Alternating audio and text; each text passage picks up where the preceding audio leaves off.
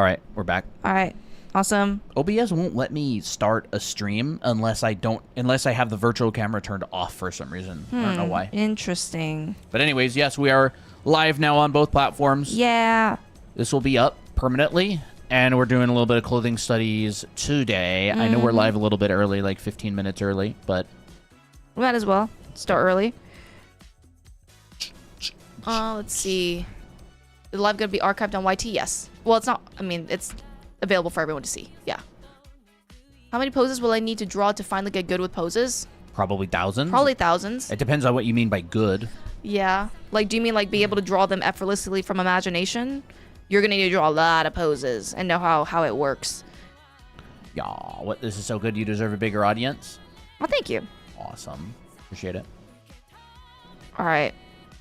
Yeah, so if anyone has any questions about like clothing and stuff, feel free to ask because we're going to be talking about that today for the most part. Unless we get distracted and talk about different topics, which is totally fine too. What are your favorite art warm-ups? Ooh, that's a good question. These are the art warm-ups that I do. Yeah. Sometimes just doodling, yeah. I use anime doodles as art warm-ups. It depends on what you want to get better at. Like, there's a lot of different warm-ups. If you want to get better at perspective, you can just use boxes as warm-ups. If you want to get better at, I don't know, you can people drawing or gesture, you can use figure drawing and gesture drawing as warm-ups. Gestures are great for warm-ups if you want to like get more flowier with lines in your poses. Those are great. I would say like anything that isn't really going to be like a final piece is considered warming up. Like they're kind of just doodles that you do on your own time. Things that have like a lot of curvature are great for warm-ups as well if you want to get flowier with your lines. Like right now, I would consider this a warm-up because I'm exercising multiple things. Interesting, Fox. What? Want to send me a free book? My mom won't buy it. No. Can you give me a free commission of Miki, and I'll think about it. Terrible at clothing and hair. Don't know IDK how perspective works. Whenever I draw, something is off about it. Hey, Lau. Yeah, we can also talk about some perspective if we have the time. And hey there on YT as well. Hi. Mina, Sleepy Panda, Galaxy, Ari Draws, Snaz. Okay, this pose actually turned out a lot better than I thought it would. What app are you using to draw? Procreate. I know how perspective works, but whenever I draw something is off about it. That probably is because you don't really know how it works. Like, just being respectful about it. Like, we think we know how a lot of things work, but in reality, when we try to apply it, we're like, actually, I don't really know what I'm doing. Yeah. It happens to me all the time.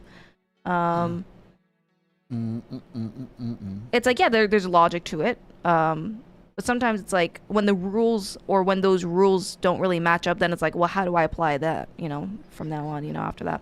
What brush you use? This brush is, yes, it's the one on our site that you can download.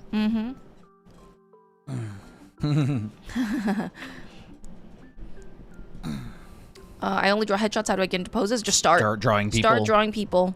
Start drawing and adding. That's it? Yeah, exactly. That's it. I don't know. It's like, how do I get to my friend's house? Start walking, I guess. I mean, that's the only way is you just start trying it. There's no risk, so yeah, you can try it. There's no risk of, losing a limb.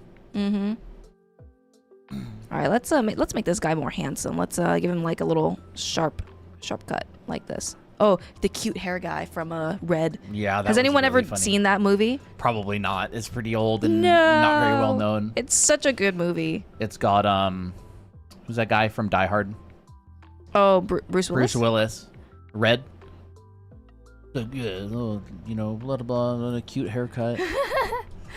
If I take digital art class, will it help me to get better animation? Not if you're not animating. Not if you're not animating. Yeah. How long have you two been drawing? A long time. Decades. Decades. Thanks for the commission. It's awesome. Oh, appreciate it. Oh, you're welcome. Yeah, Christina did a commission recently. I did. Do you want her to show it on stream? Do you have it? I do. It's actually posted on my art station. I'll show you. I'll show you the commission if you want. It's honestly one of my favorite pieces that I worked on these days because it was really fun to work on. I want to see. Yeah. Come on, dude. There we go. There we go. Here you go. Here, I'll drag it into my Photoshop so I can like. Of course. Of course, Photoshop freezes. Of Yeah. course, Photoshop doesn't like images. Come on, bro. Go in there. Thank you. All right.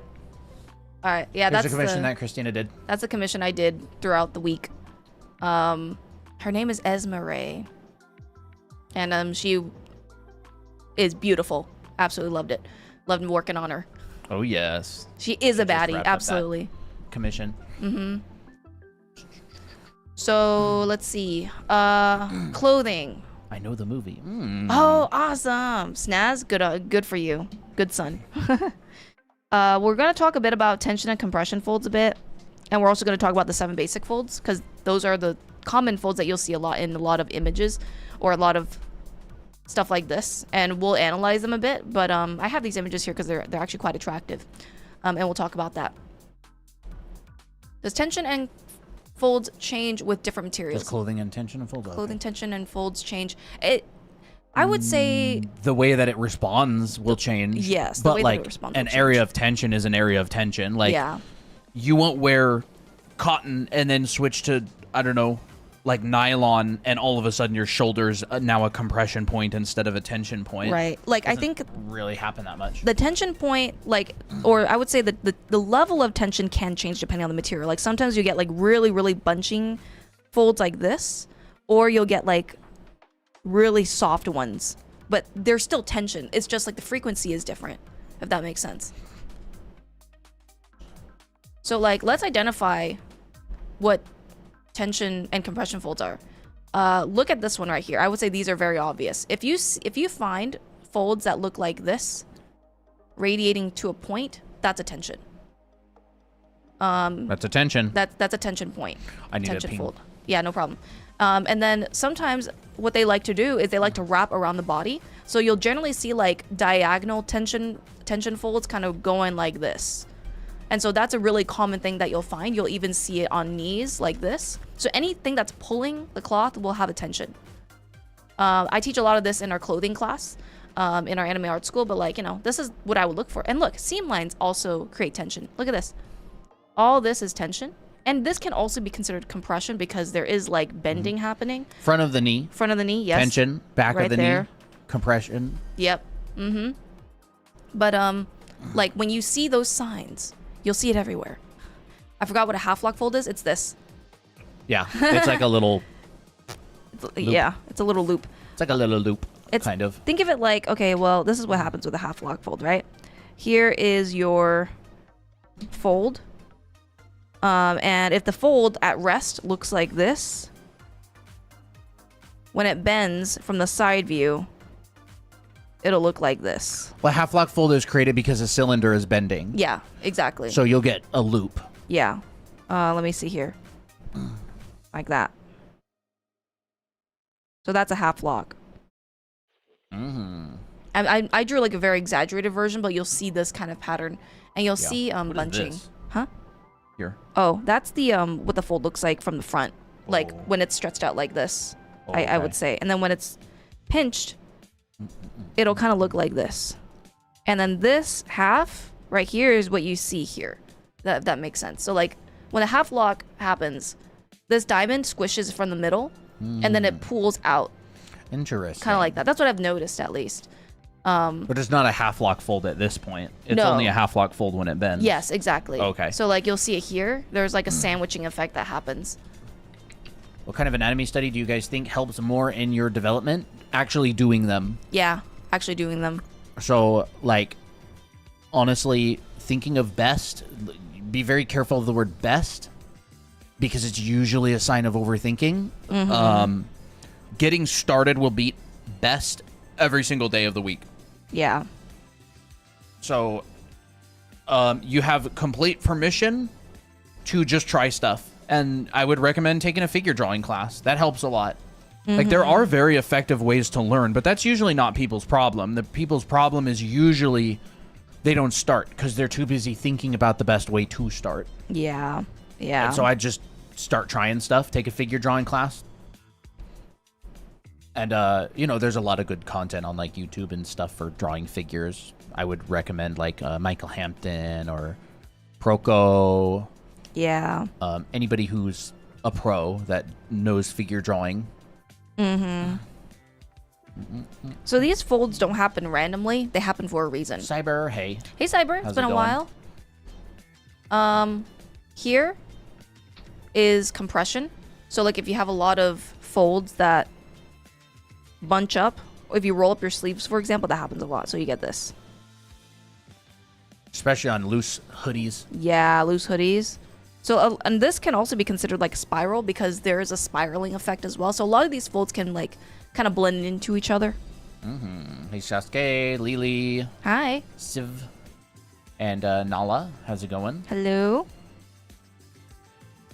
Let's see. Nothing. I'm just kind of looking for some questions. Do you have any lessons on shade theory as well?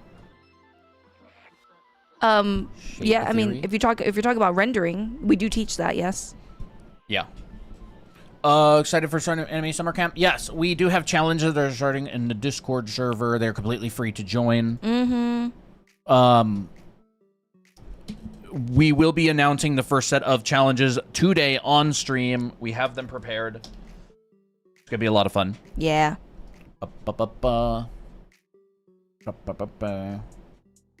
right, let's Just wanted think. to say you've helped me improve. Can't wait for summer challenges. Nice. Nice. TikTok chat moves too fast. Yeah, sometimes. Sometimes it does. Can we see it now? Nope. Not yet. Be If you patient. change your Roblox avatar, then I'll show you. How often do you ever concern with drawing one-to-one with the drawing reference? It depends on the intention. If you're trying to get better at like proportional awareness and copying, then like it can help. There's certain things it can help with. But like, it depends. Are you trying to do a study and make it one-to-one for educational purposes, or are you just drawing your own thing? Yeah, that's true. Never knew you guys had a YouTube. Yup, here we are. Here we are. Surprise. Yeah. Do I have to do all the challenges? You don't have to do any of the challenges. Also, whenever doing suits and button-up shirts, you use triangle folds and softer clothes round folds, right? What kind of folds do you use for leather clothes? It's still more roundish. Yeah, it is still more roundish. I don't know if I have a leather jacket reference, but from what I've seen, if you look at like sleeves, for example, you'll have a lot of folds that look like this. This seam line right here will literally describe the fold of the leather. Yeah. And then you won't get like a lot of bunching unless particularly specified. Yeah, unless it's like designed into the leather a lot of the time. Yeah. But you'll generally get a lot of folds that are very rounded. Like even and they're also very thick. So like the thickness of the fold will actually look more like this rather than something super thin. Unless it's thin Yeah. leather, of course. But I would really recommend doing a lot of studies. Oh, and you also notice in a lot of biker jackets, you'll have this like seam line that goes around like that. So it really literally describes the form of the jacket. Never underestimate your seam lines. I know, they're so useful. And sometimes you will see things like, let me do this. Sometimes you will see like little triangle pockets like this as a result of these form changes. It's very common. How do you draw folds to realize on the material and how tight the clothing is? Yeah, like quite a bit. Quite a bit. I mean, that would change everything. Like, think of really tight latex versus a really loose hoodie. You would get tension and compression in the same areas mostly. Although the latex, you would get more tension because it's tight. But the Yeah. rendering would be very different. You know, the hoodie would probably have much softer forms and cores. And then the latex, you would get very high value contrast right next to each other. Yeah. I would definitely recommend looking at references, but like take a basic rendering class for sure. Like basics of rendering and materials class would help a lot. Learn about specular reflections. You know, obviously like you're lit in your shadowed side. Yeah. Highlights, cores, casts, all that sort of thing. And latex is like very much based on, it's almost like a metallic. Isn't that kind sort of of like a thing. plastic type thing? No, I mean like Oh. you kind of render it like a metallic. Like you Yeah. would render a metallic object where you get very brights next to very darks. And if it's red latex, it'd be like very red next to like maybe a light pink in the highlights, but it really depends. Yeah, it's very true. Actually, I feel like a great way to see how people shade latex, like look at Catwoman from the comics. Like literally, like look at how they shade it. It's like this, very similar. Yeah. Let me think. Is the challenge something to do with bikers? Genuine Nope. question. No. Uh, Do you think the texture of the brushes matters when it comes to learning clothing? I wouldn't use something that fights you the whole time. Yeah, I would not. But no, like not at all. You could learn clothing drawing with a Sharpie. It doesn't really matter. Like I wouldn't use a tree brush. No, I would not. Like genuinely. Like Yeah. don't use a brush that fights you. That's what I would really recommend. So let me think. Like I said, I've been in a slump because I sketch pretty well. My rendering is lackluster. Well, you got the hard part down, so that's good. Being able to draw is the hard part. Rendering isn't actually as difficult as the drawing part, because rendering is drawing plus extra. Yeah. So, like, the hard part is being able to draw well for sure. Rendering, it's just some exercises, and you're filling in shapes and thinking about how light interacts with an object. Yeah. But it's very similar to kind of like drawing what you've already been doing. Struggle drawing belts. Belts, they're basically strips with an edge on it. I don't know how to say it other than that. Like, just think of it like a strip of paper, but you're adding an extra wall of thickness like this. What do we got today? Oh, very purple drink. Ooh. It's okay. definitely a warmer on stream than it is in real life, but this is good stuff, It's really dude. pretty. Where'd That's such my- a pretty drink. Light out, dude. I don't have no light anywhere. Light? Yeah, light. Oh. Like a flashlight, light source. I would have to look at like belt buckles and stuff. Dang, dude. But I draw a lot of belts. Belt buckle. I guess it just depends. There's a lot of different types of buckles. A lot of them will look like this, because they go through like two little holes. It's a closed loop.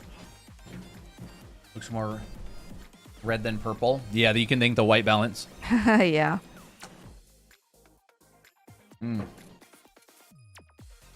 There's a little belt. How would you color see-through fabric like tulle? I would show a little bit of the background in it. I know I've done some kind of transparent outfit before. I would definitely show like some area of the skin underneath. Let me just do it like this. So like if this was like a tulle dress, I would definitely have like a lot of... I'll still think of things in terms of cylindrical forms, but you'll see that there's a lot of overlap and kind of like wishy-washy stuff happening, if that makes sense. And then you'll get legs underneath. They're kind of like a little shadow. And that's how I would generally render tulle, because like it's semi-transparent and the lighting is very thin, if that makes sense. Maybe we can do a little bit more cohesive studies or something. Yeah. We tend to be jumping around a lot, talking about really specific questions, which is like, it's fine, but it doesn't really help people learn how to draw clothes. Yeah. Maybe we can do more of these studies Sure. of the images that you gathered. Yeah. I know you gathered like 10 of them. I did gather 10 of them. I did gather like a good amount.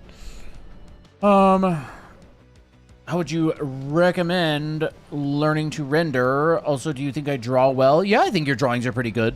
You're definitely not like a beginner. You know, you've been drawing for a while. Would you recommend learning to render? I mean, as much as I hate to say it, like that's exactly what my painting class in our school is for. Yeah. Like it's learning to render is a bunch of exercises, lighting primitive forms. You have to like hammer those things in. It's those fundamentals. So like learning how to render primitive forms, cylinders, cones, spheres, boxes, understanding how to turn a form using light and shadow. Like, that's a big one. And so, you know, in a rendering class, you would be doing, you know, week 1, you'd be rendering a whole bunch of cubes and spheres and cylinders. And then in week 2, you'd be putting a sphere on top of the cylinder and rendering that. And in week 3, you would be maybe, I don't know, putting a box and sticking a cylinder out of it and then putting a sphere on it. And so it's like, eventually you get complicated enough that it starts to turn into things you recognize. But like, it's long. It's a lot of time because rendering is time consuming. Drawing is faster than rendering because painting, it just takes a long time. How do you find good reference? It depends. I find that good reference tends to be like, does it fit your purpose in the artwork? We do talk about it on stream sometimes, but like, I mean, my painting class is like 46 hours long. Like, there's just no way we could cover it in a stream. By the way, we're actually holding a summer sale on our anime art school. Yes. So if you want to nab it, well, 20% off discounted with the code SUMMER. Yep. Vote for summer. Yep. Yeah. Any tips for choosing colors for rendering black clothing? Black clothing has a very low value range, so you're mostly dealing with silhouette. If you put a person in black clothing, you are basically making a silhouette statement. That's very true. Catwoman, Darth Vader, Batman. It's not about the inside shapes; it's about the outside shape. Batman. And the shadows are going to be much more lower contrast, just because of its window. Like, it's just very dark. How do you render black clothing? Same exact way you render any other kind of clothing. Yep. You're working with a very low value range. So, like, if I were to turn this very, very dark, I mean, you're still working with light and shadow. The contrast will be much lower, if that makes sense. Like, yeah, it is. It's a contrast thing. You're dealing with the value range. So like, you're doing every single thing exactly the same, except instead of working like here to here, or, you know, here to here, you're working from here to here. Like, everything is the same. You're just kind of working inside of here rather than inside of here with your value range. That is, otherwise, a core shadow is a core shadow. A cast shadow is a cast shadow. Turning edge is a turning edge. You know, ambient occlusion is ambient occlusion. But because it's a very dark value to start with, the shadow of a black shirt is like here. The shadow of a white shirt is like here. The jump is much, much further. This has to do with local value. Yes. You know, if you've got, I don't know, an object. Let's just say we've got an object. I'll just draw my obligatory box. This is really, really important because it doesn't work any different. You're just operating in a different area of the value range, right? So if you've got an object and an object, we just cut these out, right? And we go, this object is lighter. This object is darker. Same box. We go, oh, here's, let's say, the shadow. Here is the shadow. It's the same, but with dark objects, you're using a more constricted value range. Of course, this is matte surface rendering. So if this is a material, like obsidian, you'd probably start getting speculars. And it's like, oh, there's your speculars. If this is marble, here's your speculars. So it's like, it depends on the material as well, but clothing, unless it's a reflective material, does not have speculars. So if it's a dark hoodie, you're working inside of a really, really, really limited value range. I'm talking like, this is all the values. Yeah. 1, 2, 3. Very close to black. Yep. And so this one is like 1, 2, 3. There's your rendering. Core is a core. A cast is a cast. Form is form. It's just you're doing it with a more limited value range now. I got this lesson back when I was an industrial design student in FZD. It's just the basics of rendering. You'd learn this in any rendering class. Are non-anime artists like me also welcome to post their art in Discord? Oh, Yeah. yeah, absolutely. We don't discriminate against art styles that much. I don't think so. I mostly don't do anime art. That's I'm just practicing it because I need to get better at it. Yeah. But like if you want very high contrast black clothing, you would have to use a material that gives it high contrast, like a Yeah. latex. If you have a black hoodie, you can't shine a bright enough light on that hoodie to make it like have enough contrast. Like you're gonna start messing with the exposure of the camera. It's just the property of material. Yeah. So what I do a lot with clothing studies is I will have my mannequin underneath. Oh, what is this? Ooh, look at this. There's a black cylinder that I 3D printed. Wow. Look at that. It's so dark. There's the light side. There's the highlight. Look how dim that is. Very, very dim. It doesn't get very bright. I would say with dark objects, it's darker than you normally think it would be. Wow. Shining my phone flashlight directly on it. Still dark. Still very dark. And now look, if I put it really, really, really close, now it's getting like overexposed. Because of the, you know, the inverse square law with the lighting fall off and everything, but it's gonna stay dark. How did you print that so fast? We've had it. I just Yeah. I have a whole box of them sitting next to me. Yeah. So when I look at a study like this, I will generally find like my main shapes of my outfit. So like I notice that my shape of the outfit is gonna be very rectangular. Well, that's really, really cute. And there's gonna be like narrow areas in the waist. So like I will take that into my brain and be like, okay, I noticed that, I'm gonna draw it like that. And then afterwards, I will think about folds later, because what tends to happen with a lot of beginners is they'll focus on the folds right away and they'll like try to draw every single line without understanding the structure underneath. So I will always figure this out first because that's the easiest. And then afterwards, I'm like, okay, well, what folds do I see now?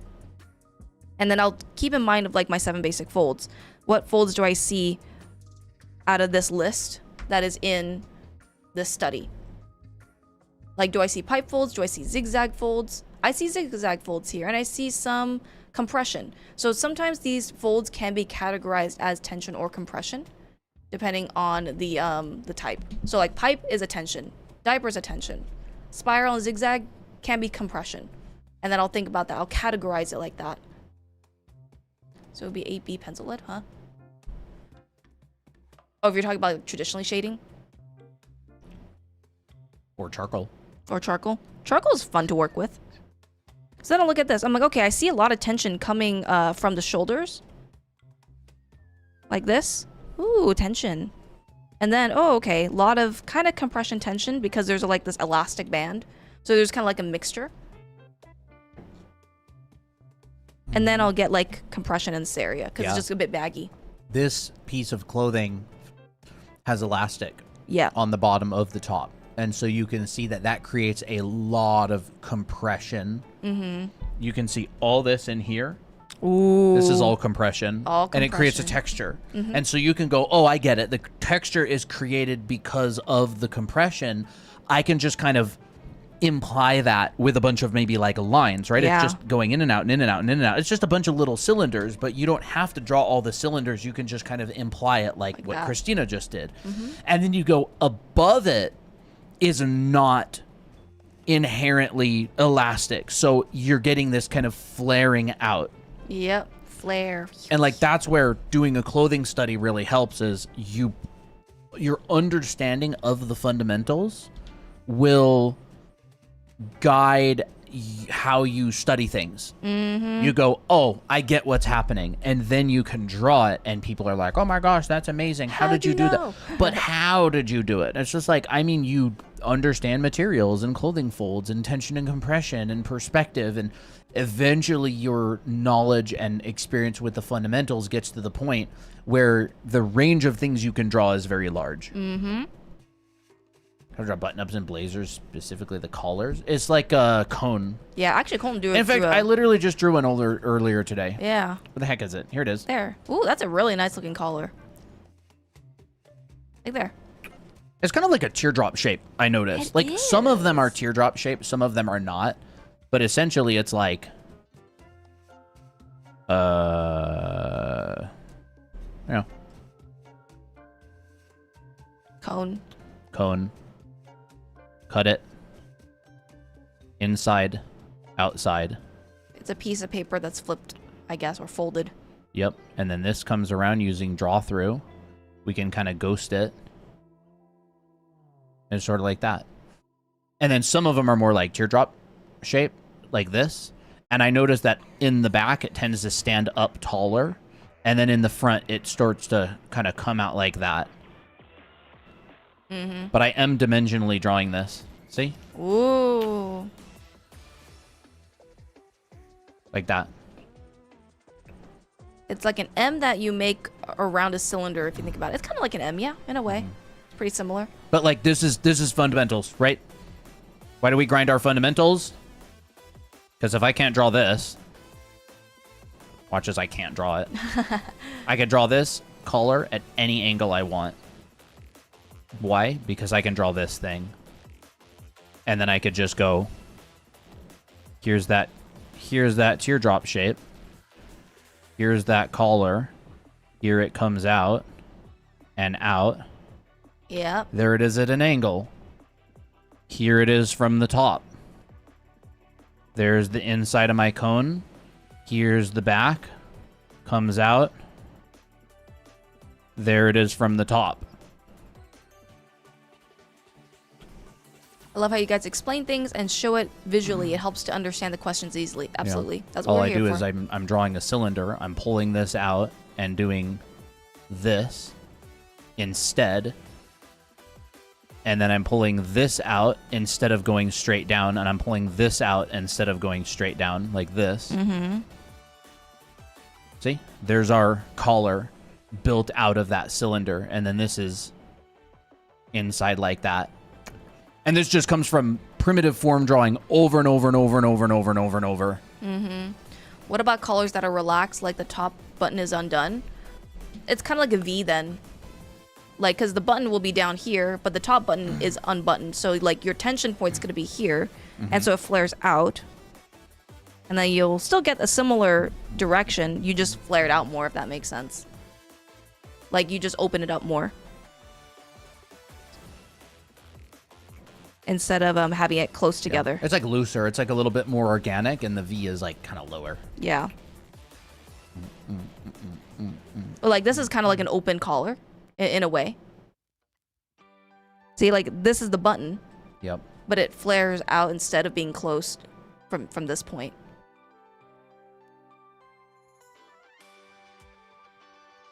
And then you just kind of continue. I would really recommend, if you want to study folds, know the basic folds and then label them. Like, Oh my I gosh, will. dude, that's oh my so gosh, helpful. it's so helpful. I will literally go in and color code my lines just to help me. Like, so like, oh, all the tension points or all the tension folds I'm going to draw as red. Okay, tension. So red equals tension. So I'll have like a little map or like a, what is it called? Where You it's like want to take a class. I have no money. Hey, this is free class. This is free very class. similar to what we teach in the school. Yep. So like, oh, tension. I got a tinkle. Okay. Be back. Tension. So it's like a little, I keep forgetting what that thing is called. Has to do with like on maps.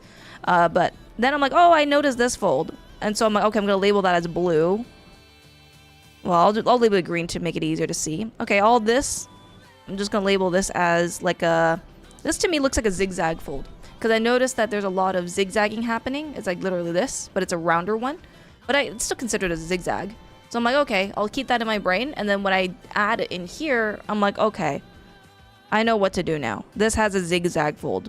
And it's because this is being compressed. So it's almost like monkey see, monkey do, but there's more logic to it. Can you make a tutorial to stay drawing? I tend to stop drawing because of jealousy. I feel like that's more of a personal thing. I would try to...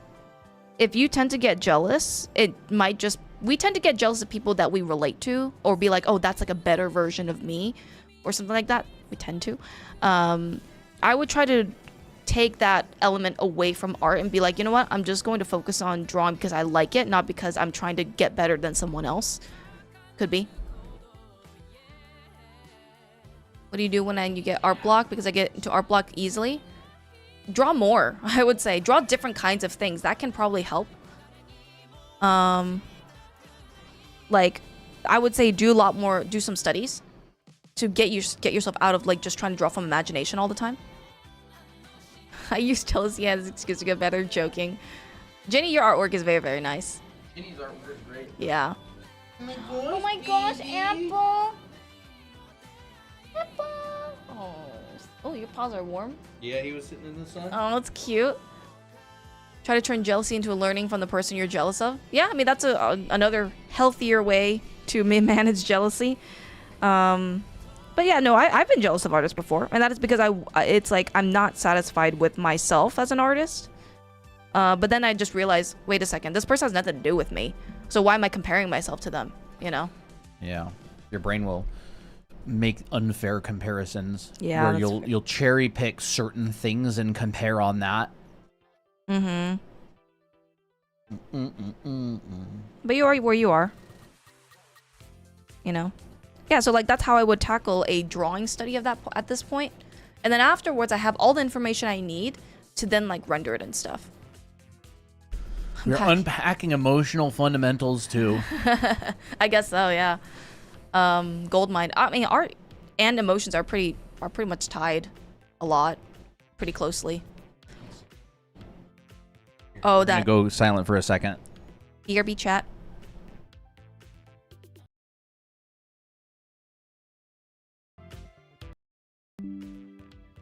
Every once in a while, we have to unplug and re-plug in the preamp because it starts going. I don't know why. Like every Crackles. couple of weeks.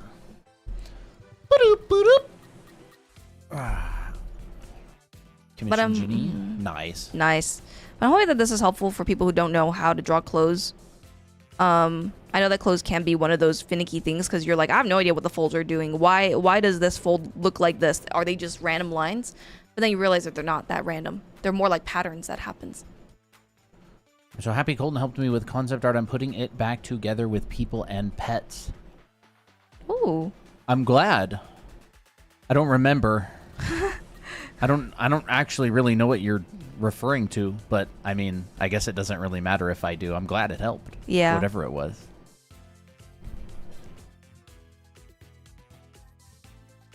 And then don't be afraid to also do micro studies. So like if you get overwhelmed with trying to draw the entire clothing or outfit, just be like, what's the most confusing part that I just want to figure out? Oh, this part. I want to figure out this part. So I'm like, cylinder. Literally, a large study is just a whole bunch of micro studies put together. Oh my gosh, bro, that's so true. A few streams ago. Okay. I did talk about concept art a little bit in the like a couple streams ago, I think. Yeah, like one large study is a bunch of micro studies put together. So if you're intimidated by a big study, just do a micro study. Like zoom in on that sleeve, for example. Do it. I just noticed that it kind of looks like this. Mm-hmm. It looks like that. Yep. To me. The crease in the sleeve kind of looks like this. Right down in there.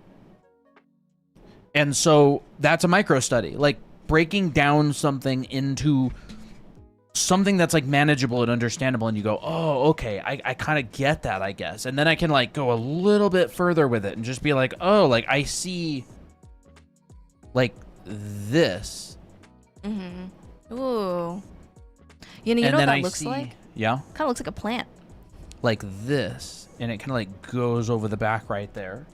And then like, oh, this elbow comes down and kind of comes out, and this comes out like that. I'm like, that's really interesting. You know, it's like, oh, maybe this kind of goes to more of a spot like this. But I definitely see this kind of like shape like that. I noticed that a lot in clothes, actually, is you'll get wrap over Wrap over. wrap over. And then a lot of the time you'll kind of get like It's almost like the bendy cylinder. in between it, like that. Oh, that's pretty. I noticed that right here. Oh, there it is.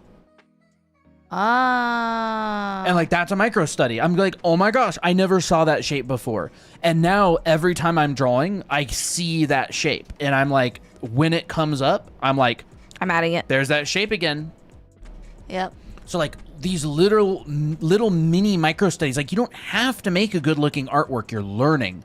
Whatever helps you learn, do that. Do it. So I'll find that I'll get really intimidated. Like, oh my gosh, I got to do a whole study of this outfit. It's like, says who?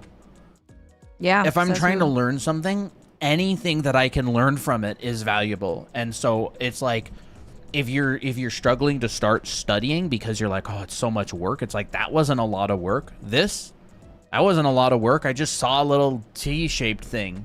Yeah. You know, like a little, like, I don't even know, like it almost looks like the Tesla logo or something. And it's like you find that or turn it into food, like, oh, a little Dorito. Or And a little then- plant. And then we make a TikTok on that and it gets like 1 million views because it's like, oh my gosh, food. Yeah, big backs. I'm kidding. Oh, and something else that I notice is that these sleeves like to slant. So like rather than this is what I tend to do. This is a Christina move. What I tend to do is I'll draw a sleeve and it'll just go like this. But I'll notice that in these images they kind of go out like this. And I'm like, huh, that's kind of interesting too. Yeah. One thing I noticed a lot about knees and elbows is that you'll get this happening. You'll get like the knee and it'll come around and then you'll have this come out behind. So you'll have an overlap right here. I noticed that a lot. And you'll just have like a knee like that. Yeah. Oh, that looks really good. Little overlap right there. And I just noticed it by drawing a lot. This will happen in elbows too. Like, who says this is a knee, right? It's actually like, I don't know, a hand doing that. I learn more from doing little mini studies like this than I do full-on studies a lot of the time. I'll have to fill like 2 or 3 sketchbook pages with just like a marker or a Sharpie or something, and I'll be like, you know what I mean? And all my proportions will be off, by the way. Like, all the proportions will be off, the drawings will look terrible, but I'm like, oh my gosh, I just realized this important thing. Yeah. And so when I'm actually doing a pretty artwork that I'm trying hard on, if this would open, I'll note, like, I'll put that in and I'll go, oh, I noticed this in the past in a crappy study in my sketchbook, and I'll put it in my attractive drawing and it will help lend to the believability. Like, I'll notice stuff like that, or I'll go, oh, you know, this sort of thing. Like, a lot of my little clothing micro studies I used as kind of reference in my mind when I was working on a lot of this kind of stuff. That's really cool. And it's like, who cares if your sketchbook is full of super ugly drawings? Like, you're learning. And then when you make a pretty drawing, you use that knowledge. Yeah. Like, literally, oh my gosh, dude. My sketchbook, it has so many ugly drawings. I literally go get it and show you. They look terrible. It's okay to be terrible. All right, I'm gonna just draw a few like little examples of each fold because Maisel was talking about it, and I think that's a great idea. I actually think this is something that I'll notice as well, is that some spiral folds will actually like kind of curve down like an S like this. You'll actually see that as well. What? Now that I'm just looking at them. Huh. Oh yeah, there they are. Like, look how this person's arm is the complete wrong proportion, but like, I learn stuff and I notice things about it. Oh, here's me planning the challenge sheet. Oh, cute. Like, you can see something clicked there. Yep. And I'm just studying from like a reference book that I bought of like a whole bunch of poses. And then when it's time to actually make a pretty drawing, it's just like, okay, make the arm the right size. Like, I don't Yeah. need to make the arm the right size in my sketchbook. It's just a silly doodle.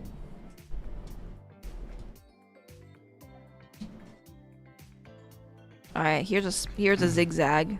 You'll see a lot of this happening. And these right here is like the shadows of the fold. This right here is the actual fold that's like traveling in a zigzag form. Drop fold is like a very pretty version of a pipe fold, and it likes to be extra. So you'll see this happening. And so you'll just notice this a lot in like ribbons. You'll notice a lot of this in like trains and wedding dresses or accents on magical girl outfits. Like you'll see a lot of this because it's a decorative fold. Half lock is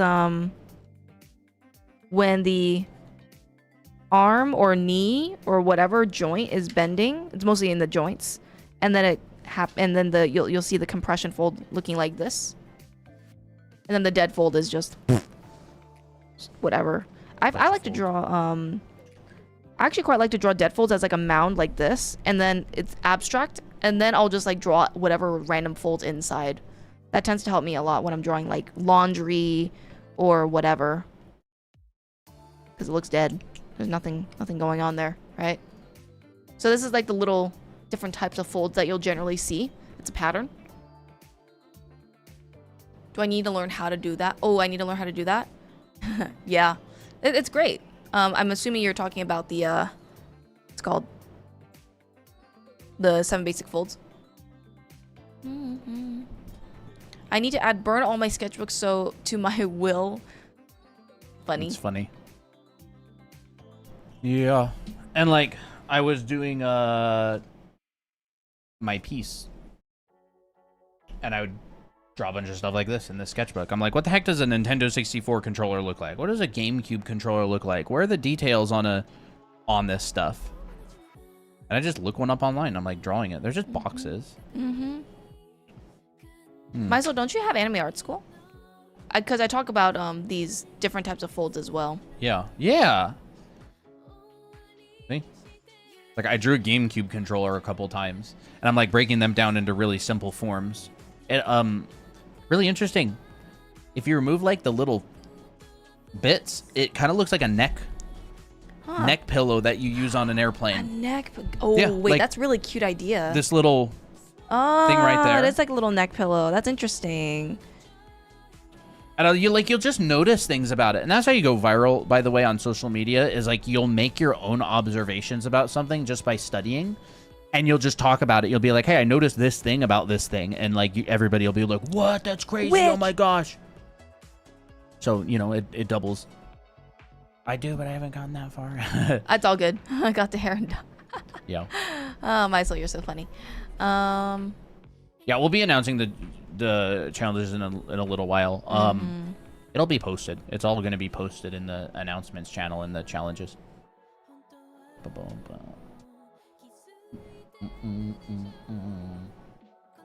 I love concepts of taking the sketch further. What is today? Friday? Today is Friday. That means it's supposed to be game night tonight. It is. I totally forgot about game night. We were trying to vet Roblox games. Yeah. So unfortunately, we tried 4 or 5 different games last night. Did not find anything that seemed like it would be fun for game night. So it's probably going to be Antarctic Expedition again tonight. Yep. Or Which is what was the relatively K2? fun. I still need to vet it. I didn't play it. Yeah, that's true. Can you guys please repost your commission prices? There's too many messages for me to find yours. We never posted any commission prices. You can DM if you want. What is game night? I'm interested. You join our Discord server and we Yes. hop in a voice channel after stream and we play games. That's just it. I tried one where you have to hide from bad guys that are trying to kill you. Anonymous something. We played another one that Fox wanted us to play where you're like prisoners and there's a button in the middle and you press it and there's like different things that can happen, like zombies or someone dies or whatever. We played one of them that was like going down to some artifact in a deep hole. We tried the Abyss or something. We played that one. It was okay. Yeah. It was like more artsy than it was fun. It was obviously, yeah, definitely more of an artsy project than like optimizing player experience and enjoyment, which I don't have anything against. No, It was nothing against Very good drawings in the Very, game. very, very cute drawings. Loved it.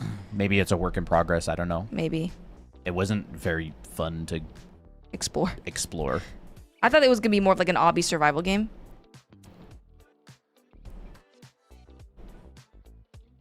Ooh, rendering clothes. What I'll notice with clothing is they'll do this. Let me just go back. You'll generally have like a little cylinder like this and it looks really simple. And then you'll notice that the folds kind of zigzag into each other. So like, Yeah, this is, by the way, this is elite level clothing rendering knowledge. If you're here, Cyber, this is the secret to rendering clothing. yep. You separate light and dark, and then you kind of follow the folds a little bit into each other. Yeah. So a little bit of the dark will get into the light. And like within 30 seconds, it's like a rendered sleeve. Look at that. Oh, so pretty. There you go. Rendering clothing. Mm-hmm. You know, maybe that could have been maybe I'll Ada, try to ada. put that into a short or something. But you'll see this everywhere. Like, Vorns with a Whoa. $9.99, the $10 super chat. Thank you. Can we get some W's in the chat, by the way? mm-hmm. Hello. Wanted to ask, what's the best method to draw heads? Should I do the Azaro head or Loomis method? Also, currently trying to learn the skull. Honestly, you're on the right track. You are It very doesn't much on the right matter track. what you do. Just do a bunch of it. Mm-hmm. Do a bunch of it. That's all that matters. Like, Loomis was a phenomenal illustrator. He used the Loomis method. Asaro is a phenomenal illustrator. He made the Asaro head. Lots and lots and lots of people study the skull. You can do both. One thing that they all have in common is they did a lot of it. Yep. Choose whichever one is. It just doesn't yeah. matter. Like, For me- were one of them not a good illustrator because they didn't use the other? Yeah. Like for me, I like to get elements of every kind. Yeah. So that's why in our school, like I cover so much stuff like skulls, Sorrowhead, kind of Loomis, like breakdowns. And I find that I can take aspects of each method and kind of fit more to the puzzle of heads. Yeah. Thank you very much, by the way. Thank Very you. generous of you. Yes, that's very, very nice. You're in good hands if you're using any of those. Like, we're teachers and we learn all of them because we like to be able to kind of have our thoughts on them. Mm-hmm. But whatever you want to use is totally fine. Yeah. I love the Sorrowhead planes. I think the Sorrowhead planes are a great like representation of what generally happens with like skulls and Yeah. there's just a lot of stuff. The Asaro head is phenomenal. Yeah. Like this part right here, very specific that you don't normally see in other ones, but it is complex. So that's why like sometimes I'll switch to like, okay, more Loomis-y method where it's like this, and then I can take this aspect of this head and be like, okay, well, how can I modify it? Oh, okay, so I noticed that there's this like little plane right in here. So yeah, that's what I think about. Is it gaming with the Discord in general or just you two? A bunch of people will join. Bunch of people will join. We'll usually play the same game. Mm-hmm. It's weird if you're not playing the same game because everybody's just talking about different games at the same time, Yeah. which is actually why there was multiple game chats, but now there's just one, I guess.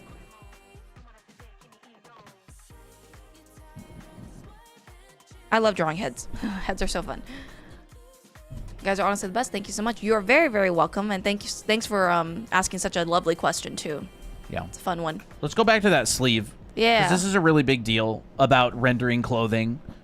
So just because, and we were talking about this recently, but design is really important, all right? Just because you render something correctly does not mean it's going to look good. Yeah. It has to be lit in a way that is appealing. Like, this is what photographers deal with, is like, I imagine that you have probably taken a photo on your phone and you look at the photo and you're like, man, that is one bad photo. Certainly lit correctly, certainly Yeah. rendered correctly, but if it's not presented in an appealing way, it won't look good. Yeah. And so you go, oh, well, like, how do I present things in an appealing way? Well, welcome to the idea of design. Design is a very, very big thing, especially if you want to draw from imagination. If you're drawing from observation and something is already designed and you're just copying it, you don't need to think about this as much. But if you want to draw from imagination, make your own characters and stories, design is something you have to dig into at least a bit, and you can do it subconsciously or consciously. Yeah. I have to do it consciously. I'm not smart enough to just get Intuitively get it. it intuitively. Well, I find that because you can do that, like you have to focus on it, then that makes you teach better. Yeah, like sometimes what I'll find is when people shade folds, they'll like add too many lines and they'll evenly space them out apart like this. Yeah. That's a hairy arm. That's a that is a hairy arm. Help. That's funny. Oh, it looks like a grilled squid too. Okay. That's a hairy arm right there.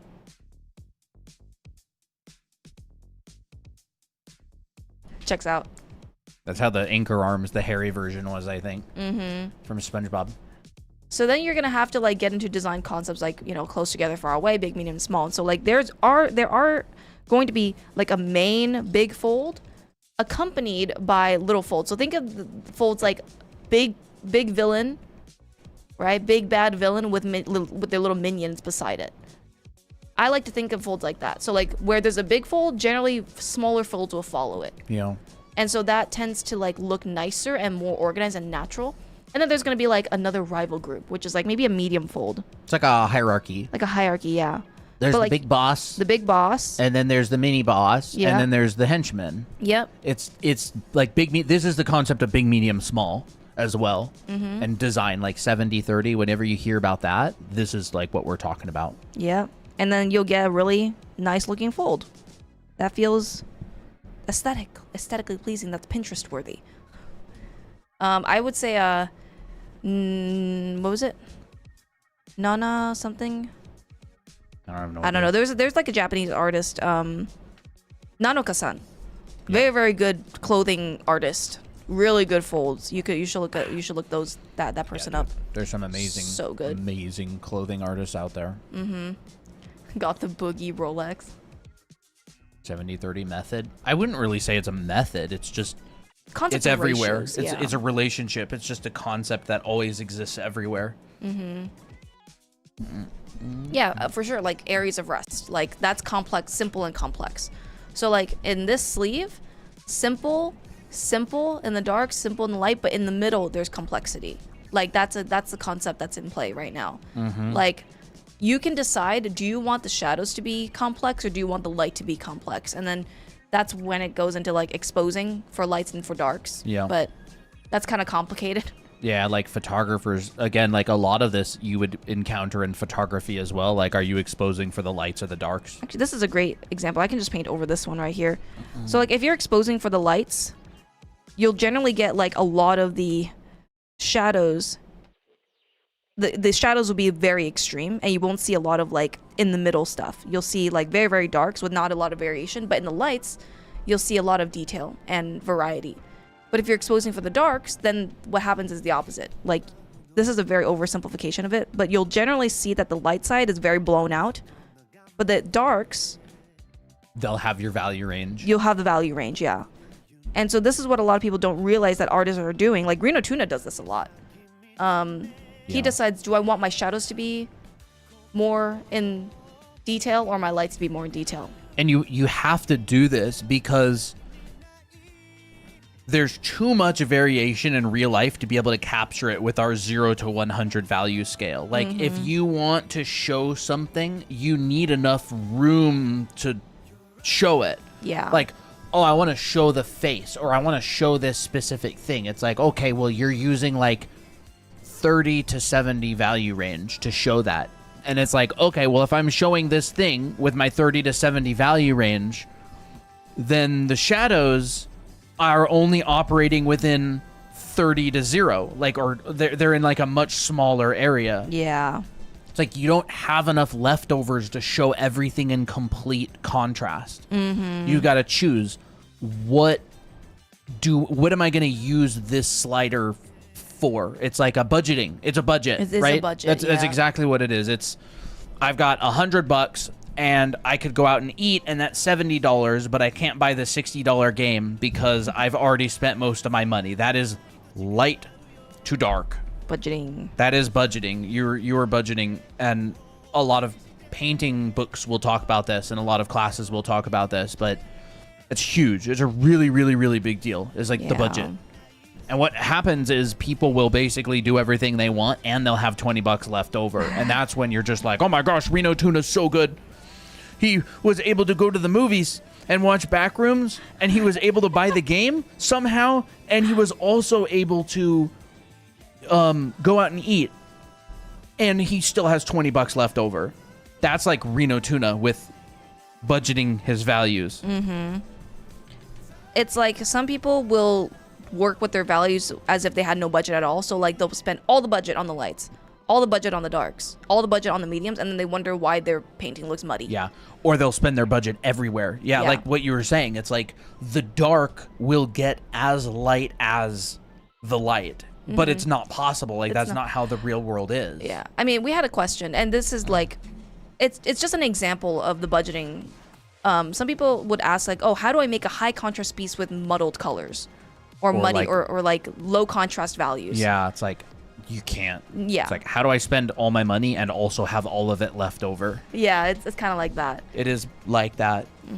And this is definitely going to be confusing to some people here, but this will click in the future. It'll be like 5 years down the road, and you'll be like, oh my gosh, Colton and Christina talked about this. I totally get it now. It clicks. Yeah. A lot of stuff that I learned when I was in high school, watching like people on YouTube streaming who were professional artists, like it only clicked years later, and I was like, oh my gosh, this is what they talked about. I get it now. And that's totally fine. It's just the process of learning. Yeah. Ooh, this is a really good example of finding the box. Dude, This is a good one. that's a box if I've ever seen one. Stuff for sure clicks later on. Front of the box? No, we didn't see the Backrooms movie. No. Hey, Pokey Wookie Dookie Cuties. Hello. Maisie, how's it going? Thank you for the gifts. Thank you.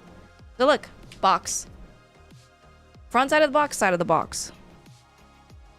Yeah, it's very clear separation there. Yeah. You can literally see it turns at the edge too. Is this huge?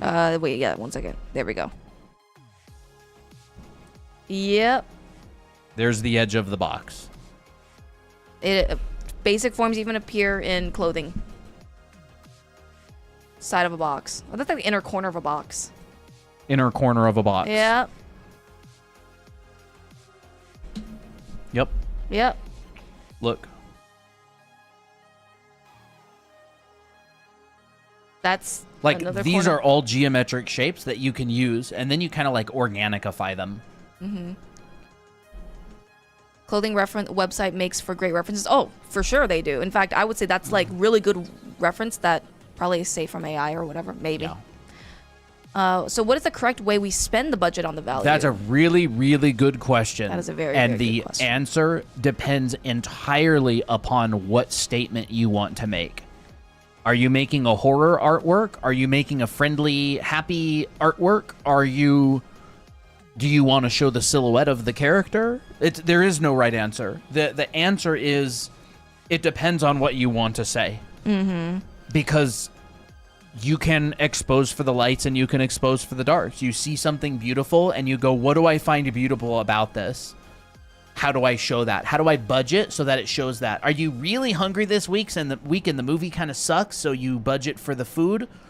Or has the food been kind of mid and the back rooms came out and you want to go and see that? Yeah. You're going to budget differently depending on that. So like if I want someone to be moody, if I wanted this piece to be moody, I'm going to have to like work with a very dark budget. I cannot get into a lot of lights. Yeah. So what that means is I may have to work with very, very minimal light areas, and everything else is dark. Like I may have a piece that ends up looking like this. Yeah. And it's very moody and It's very, very interesting. moody and interesting. Like this is a very, I don't know, extreme way to show it. Let me see. Okay. And then some areas I'll like pop it out. Okay. Well, like maybe I'll give a little bit more room, but it cannot get super bright. Like this has changed the mood of the piece. Now I would even argue that this needs to be a little bit darker to be even moodier. So like now you're working with a very dark budget with very, very little lights. And that would be considered low key. Yeah, that would be considered low key. You know how that all the kids are saying low key? This is low key. Like mostly dark, a little bit of light. High key is mostly light, a little bit of dark. Yeah. Mid key is kind of in the middle. But then when you want a happier piece, you work with a lot of light. So very little like pure black unless it's like the hair is really, really dark. Low key, this goes hard. I understood that reference. You sound like Captain America. I understand that reference. That's exactly what it is. So like the correct way when you ask that is assuming that it should work for all situations, but it doesn't. And as Colton mentioned before, it just depends. Hi, Apple. Are we doing game night tonight? Of course. Heck yeah. Why? No, I'm just wondering. What about Miki? Miki. Ooh, my soul. Maisel knows the questions. My soul asks better questions than have ever been asked before. Actually, if I want to make this piece a lot happier, I may just like think, oh, this part right here may be a bit too dark. Maybe I want something like way more low contrast, and I'm drawing on the wrong layer. Like, what if I wanted the lights to be like way more pushed up? And so now I'm letting more light in, and now it becomes a very happy piece. And if you add more saturation, then it's like, oh yeah, this person's very bright. Baby Jack. Baby Jack, cute little manju head.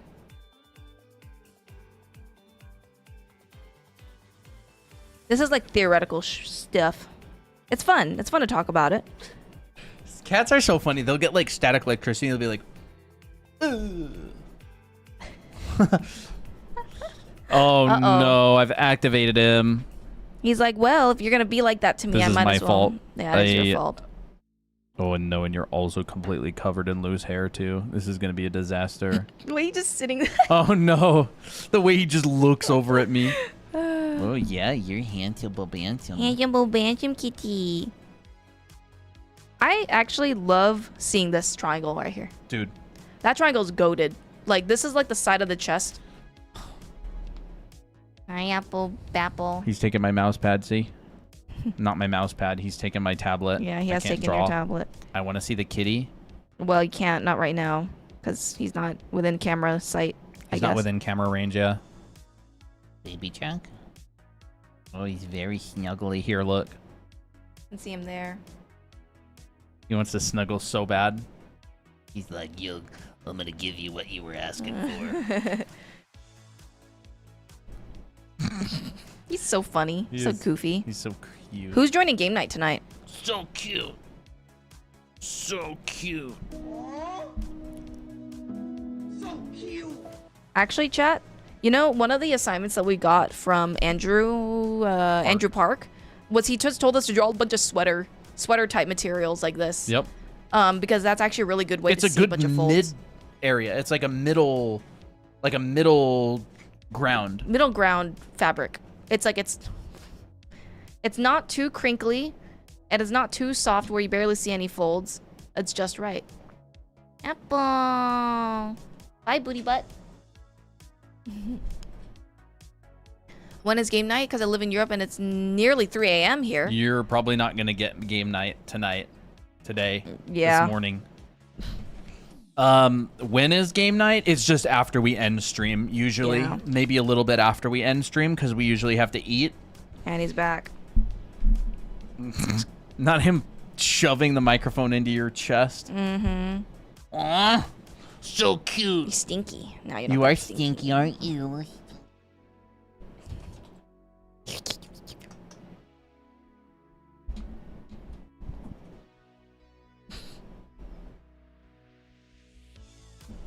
He's such a silly goofball.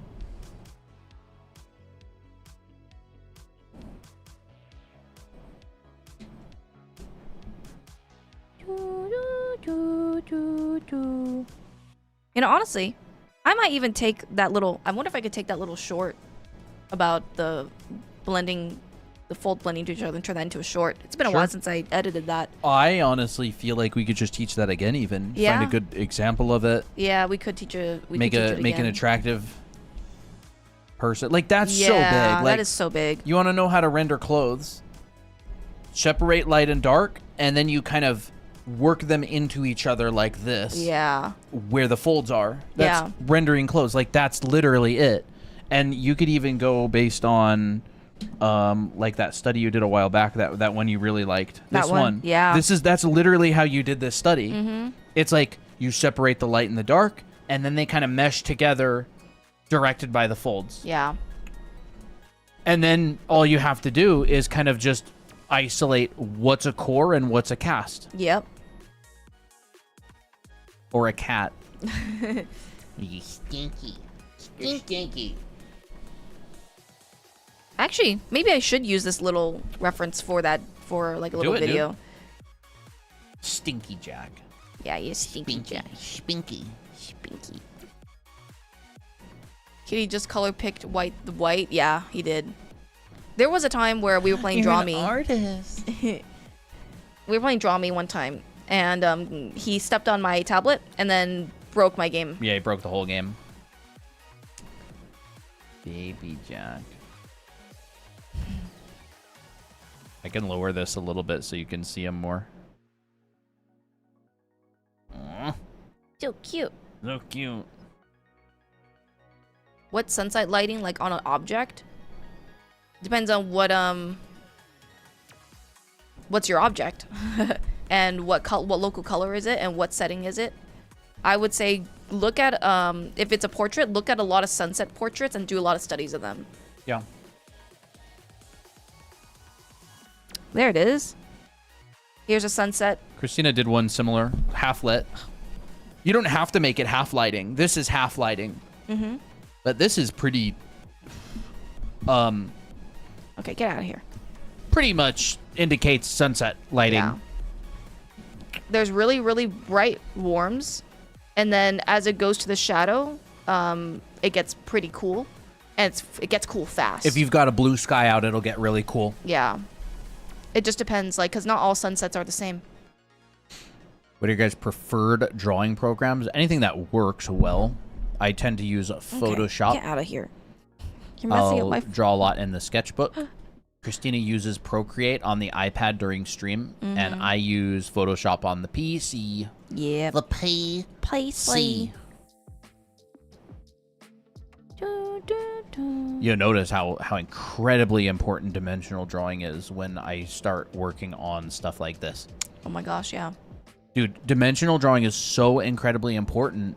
Everything is dimensional. Yep. It's like if you want to be able to draw things from different angles, dimensional drawing. Like, see, here's my center line right here. Oh, yeah.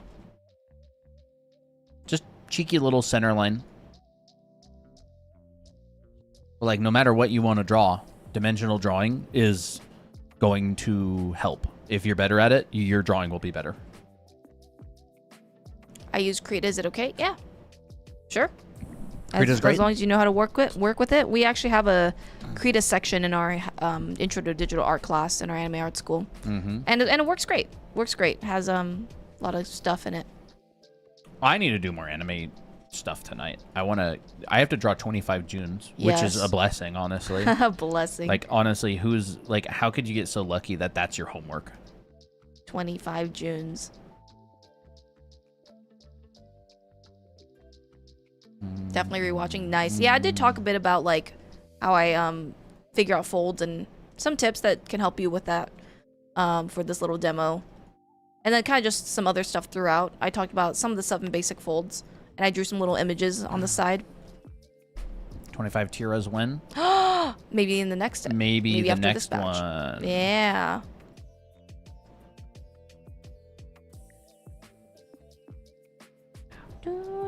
Maybe I should do one of those streams where I did a bunch of clothing studies again.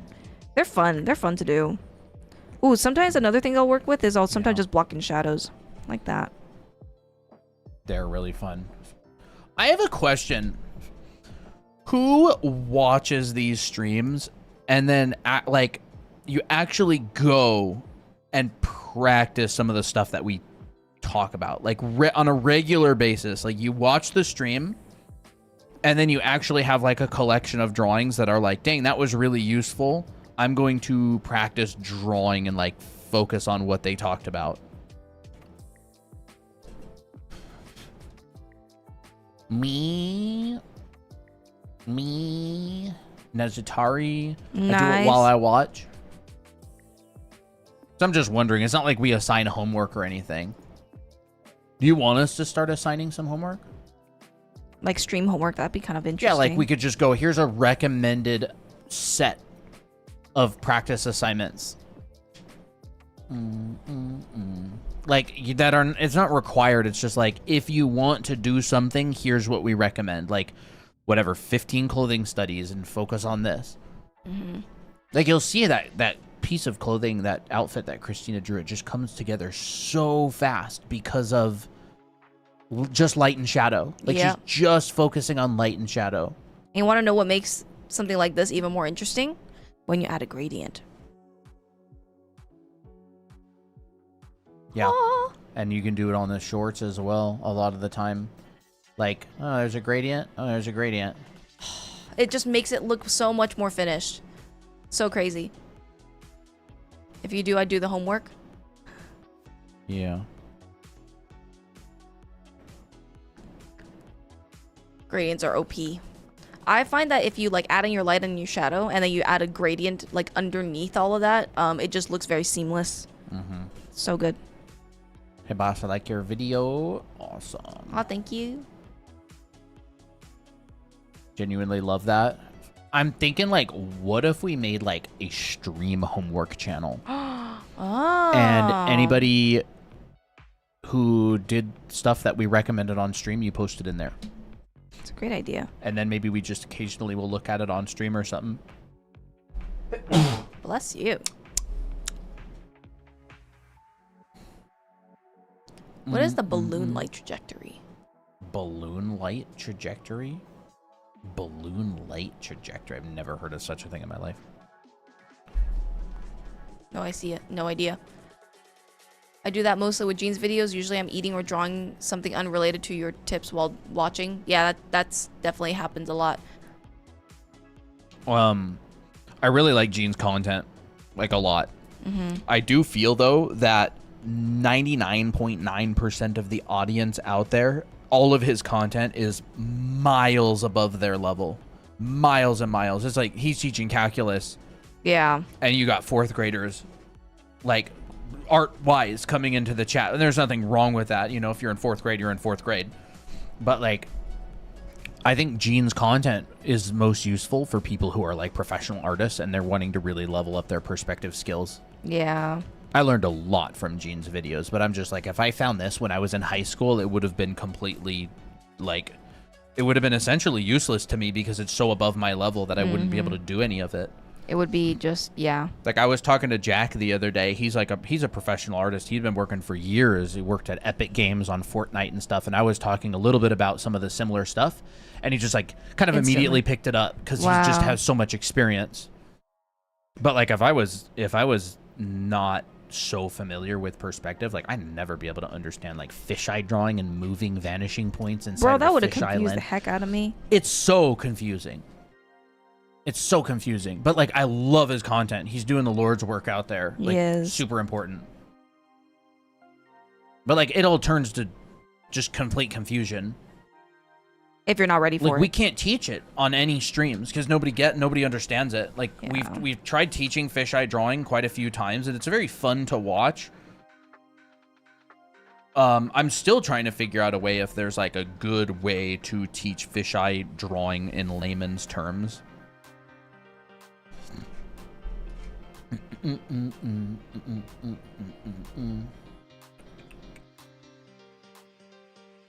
But holy crap, dude, fisheye drawing looks so cool when Yeah. someone does it. It does. It's like magic. Yeah, it is literally magic. And then, what another thing that I like to do is once I do a study like this, I'll kind of do another one from like imagination that's similar material and just see like how much I get from it. And then what I do is when I draw like, so this is what I do if I want to study folds. I'll draw them very like explicitly. And then later on, once I know how it works drawing wise, I then just imply that same concept but with painting. So like you'll see that I just blocked in large areas of shapes like this, but if I were to draw this, it will look like this. But I'm not doing that. I'm instead implying the shadow with larger shapes instead and kind of going into painter mode. So that's really helpful too for me. What is this? Do you have any Procreate brushes for sale or Clip Studio Paint brushes? We have brushes for free. Yeah, a here's- brush. yeah, we have two, a brush Well, for free. there technically is two brushes. One of them is for free on our website, drawanimate.com. You can download it. Thank you very much, by the way. $4.99 Thank super you. chat. That's so sweet. Are you in our Discord server? I do have to ask because we'd love to have you there. Yeah. You ask good questions. The good questions.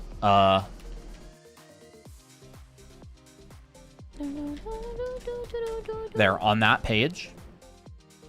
You'll You see can a- download the brush that we use on stream for free. And then in the Discord server in resource share, I threw a brush that I made kind of recently. Christina uses it quite a lot on stream. Yeah, it's this one right here. It's like a little drawing brush. And also on that page is the invite. Like nobody. This does not help a lot of people. Drawing grids like this. Like, how would you ever make a grid like this? Like, Bro, what would you ever use a grid like this for? I wouldn't even know what to put in it. I still wouldn't even know what to put in it unless like I had a better visual library. No, I'd love to join. Thanks so much. Yay, we got a new Awesome. member. Woo! Yippee! Yippee! Appreciate it. Appreciate you joining. Yeah. Let me know if you can find the way to get the role and everything. Sometimes it's kind of confusing. Like, what the heck is that, right? Until you realize. Whoa. It's this. Oh my. Me and my sister watch you. Awesome. Nice.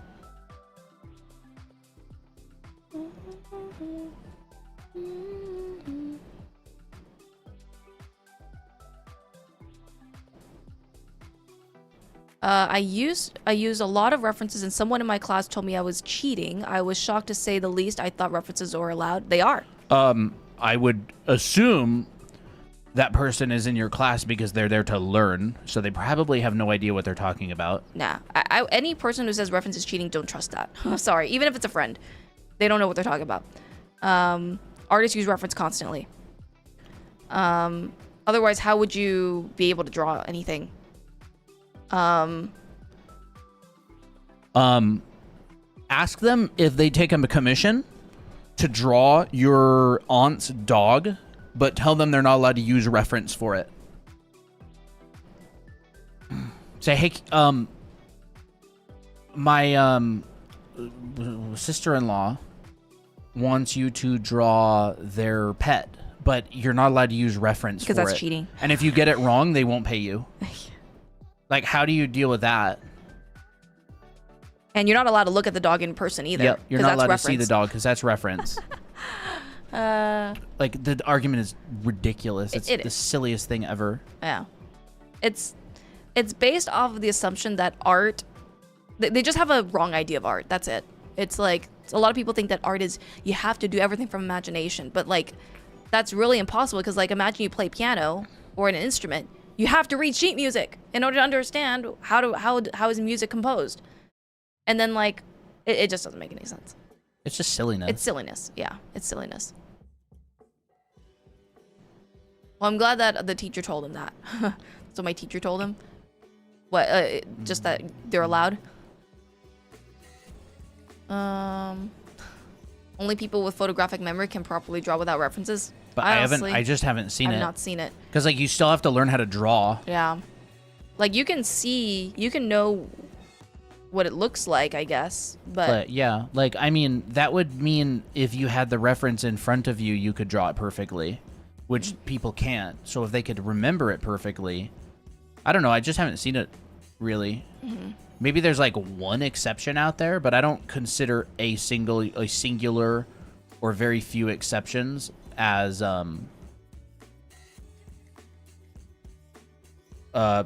like voiding what is almost always the case. Yeah, that I wasn't cheating. It was normal. Honestly, W teacher. Good. Yeah. But anyways, like this Ooh. perspective is really cool to me.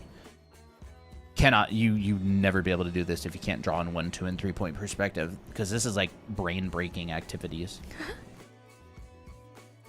It's one of my absolute favorite things is just drawing in like crazy fisheye tilted horizon grids. Like this is my horizon line, by the way. Up here. Tilted horizon line. Not tilted. It's a tilted horizon line, but it's also a curved horizon line.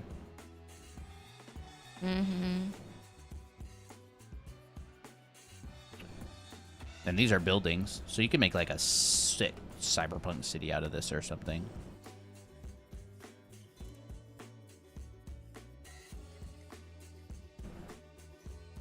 Without seeing the guidelines, it looks like magic. But yeah, Colton sometimes teaches some fisheye every now and then. But it gets very advanced. I love fisheye drawing stuff. It's so cool. People do it. Like pros do it here and there. We showed those examples on stream the other day of that guy who did the Attack on Titan panoramics. So good. That's all fisheye stuff. Yeah. That's actually a pretty nice pose. This is how Kim Jong-gi could draw without grids. He's really, really good. Benji, hey. Benji. He's like, Colton is really that perspective guy. Kinda. Not really. That perspective guy, dude. You give me too much credit. We mentioned the word magic, but we didn't mention you, Master Magic. Someone said, without seeing the guidelines, it looks like magic. Yeah.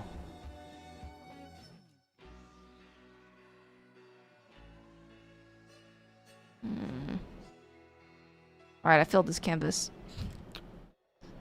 I think I'll just merge all this now. I've certainly gotten better at drawing in these grids, though. Yeah, you have. I've gotten better at drawing the grid, and then I've gotten better at using them. What is this? Whoa. More? My goodness, you're so generous. Yes, this is thank like you the very most much. that we've ever gotten. Thank you for on the Super Chat. $5 super chat. Thank you. Appreciate it. I like fish. I'm glad. Fish is good. Like eating fish or fish like petting fish and having them as pets. Oh. What is the most important part about drawing hair? And if I want to study it, how should I start? I mean, hair is very, very, very design and shape language heavy, and it also is in 3D space. Yeah. So, You should show the June hair that you did earlier. which one? The one that you just recently did. That one? Yeah. I mean, like, the front of her head, of her hair, her bangs, is just like, here's the point, and it's like, this is a three-dimensional object. It's like part of a cylinder, and I'm showing that curvature, right? Like this. Toby's here. And I may even show the backside as it goes around. Yeah. Three-dimensional. And then we've got, you know, something like this. Maybe it comes out and it wraps over, and this is like a hime cut, right? So it could come over and do something maybe along the lines of that. And this one comes out and goes over, but it actually overlaps this. So we go like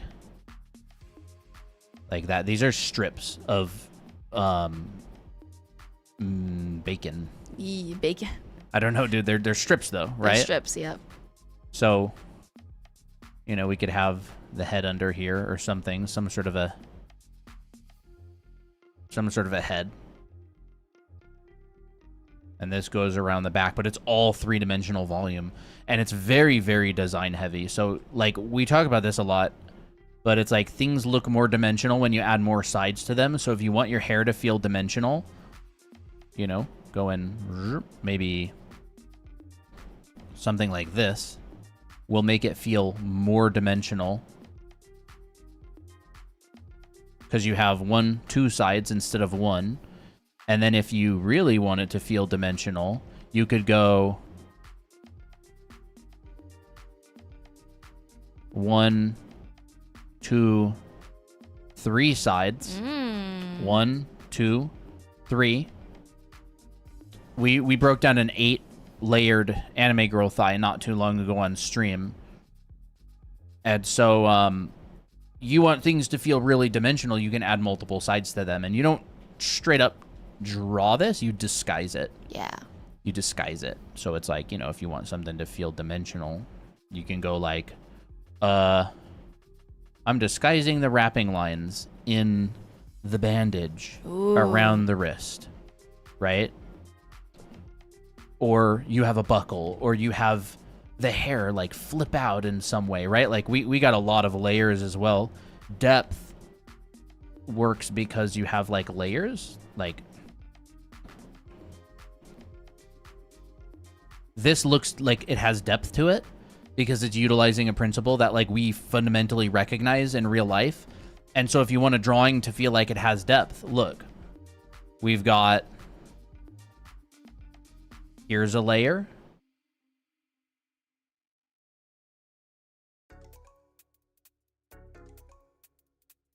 Here's a layer that goes in front of that one, right?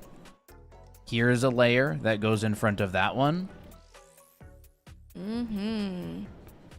This makes it feel like it has depth. And when you do this correctly, here's another layer kind of back here that goes in front. And you're always adding these things, right? Oh, here's another layer. The ear. And here's another layer. The back of the hair that's overlapping here. You're always using these things everywhere in the artwork. You're just disguising them all the time. And it creates the illusion of depth. And then when the strands are divided in an aesthetic way, you know, big, medium, small, close together, far away, simple and complex, it ends up looking kind of like hair.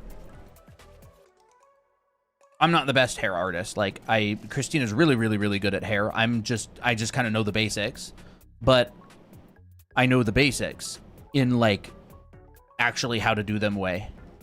Yeah. Well, he knows dimensional drawing, and hair is dimensional drawing. It's like, I would say refrain from thinking of it as like the subject matter. Yeah.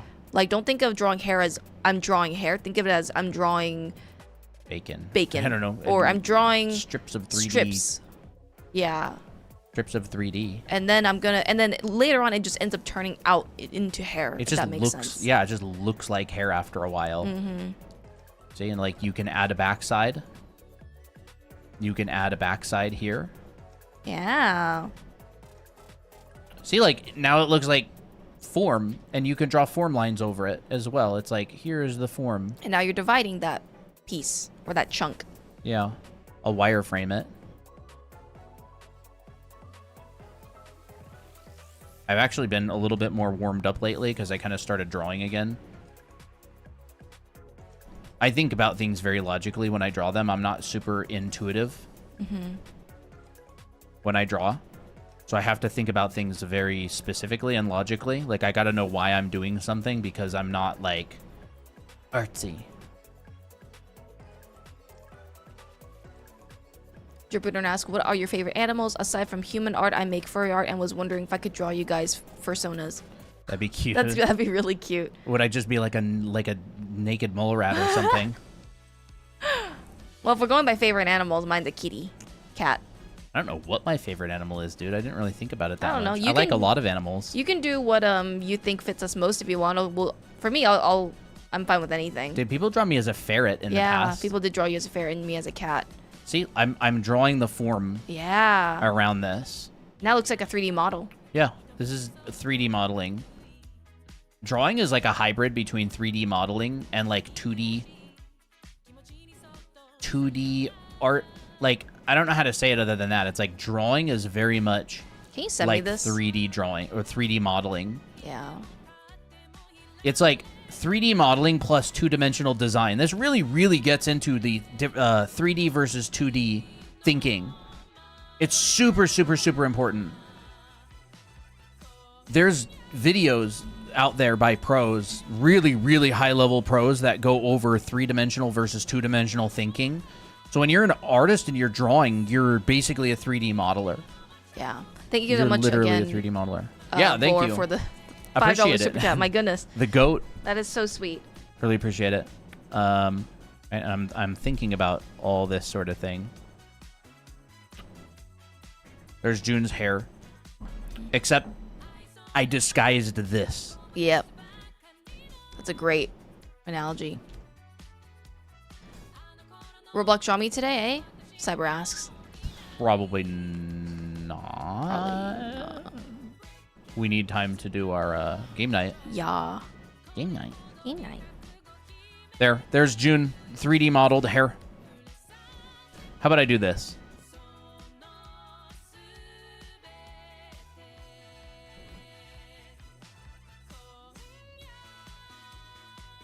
Oh yeah, that works. Cute. And then I just take this. This will be fun to see in the final 1,000 heads Yeah. later on in the future. And we'll just, like, I don't know, put this down here. I don't really need these demos, though. Game night. There we go. What games do you guys play? Oh, whatever we Yeah. usually play Antarctic Expedition, but I don't honestly know, like, what to play. There's nothing. Roblox sucks, dude. Kind of does. Roblox has never been more mid. Sorry, guys. Hate to be the one to break the news. Can't Yeah, we do just Draw delete Me this for one. game night? I don't think it'll work on my PC, honestly. It won't work for the Discord. There you go. Very, very nice. I don't know why I drew this on here. Well, because you were doing some demos.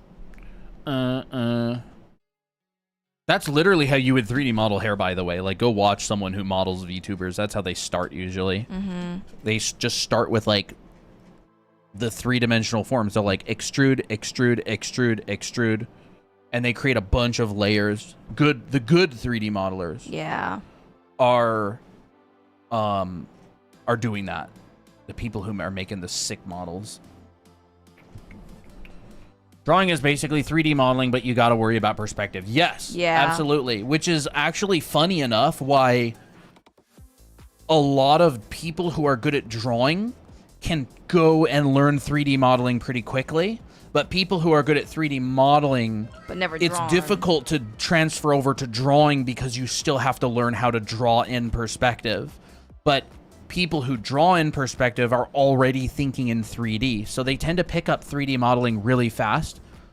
I picked it up very fast. My brother picked it up really fast. A lot of people will pick up 3D pretty fast. Like, I'm talking like very, very fast, within like a matter of weeks.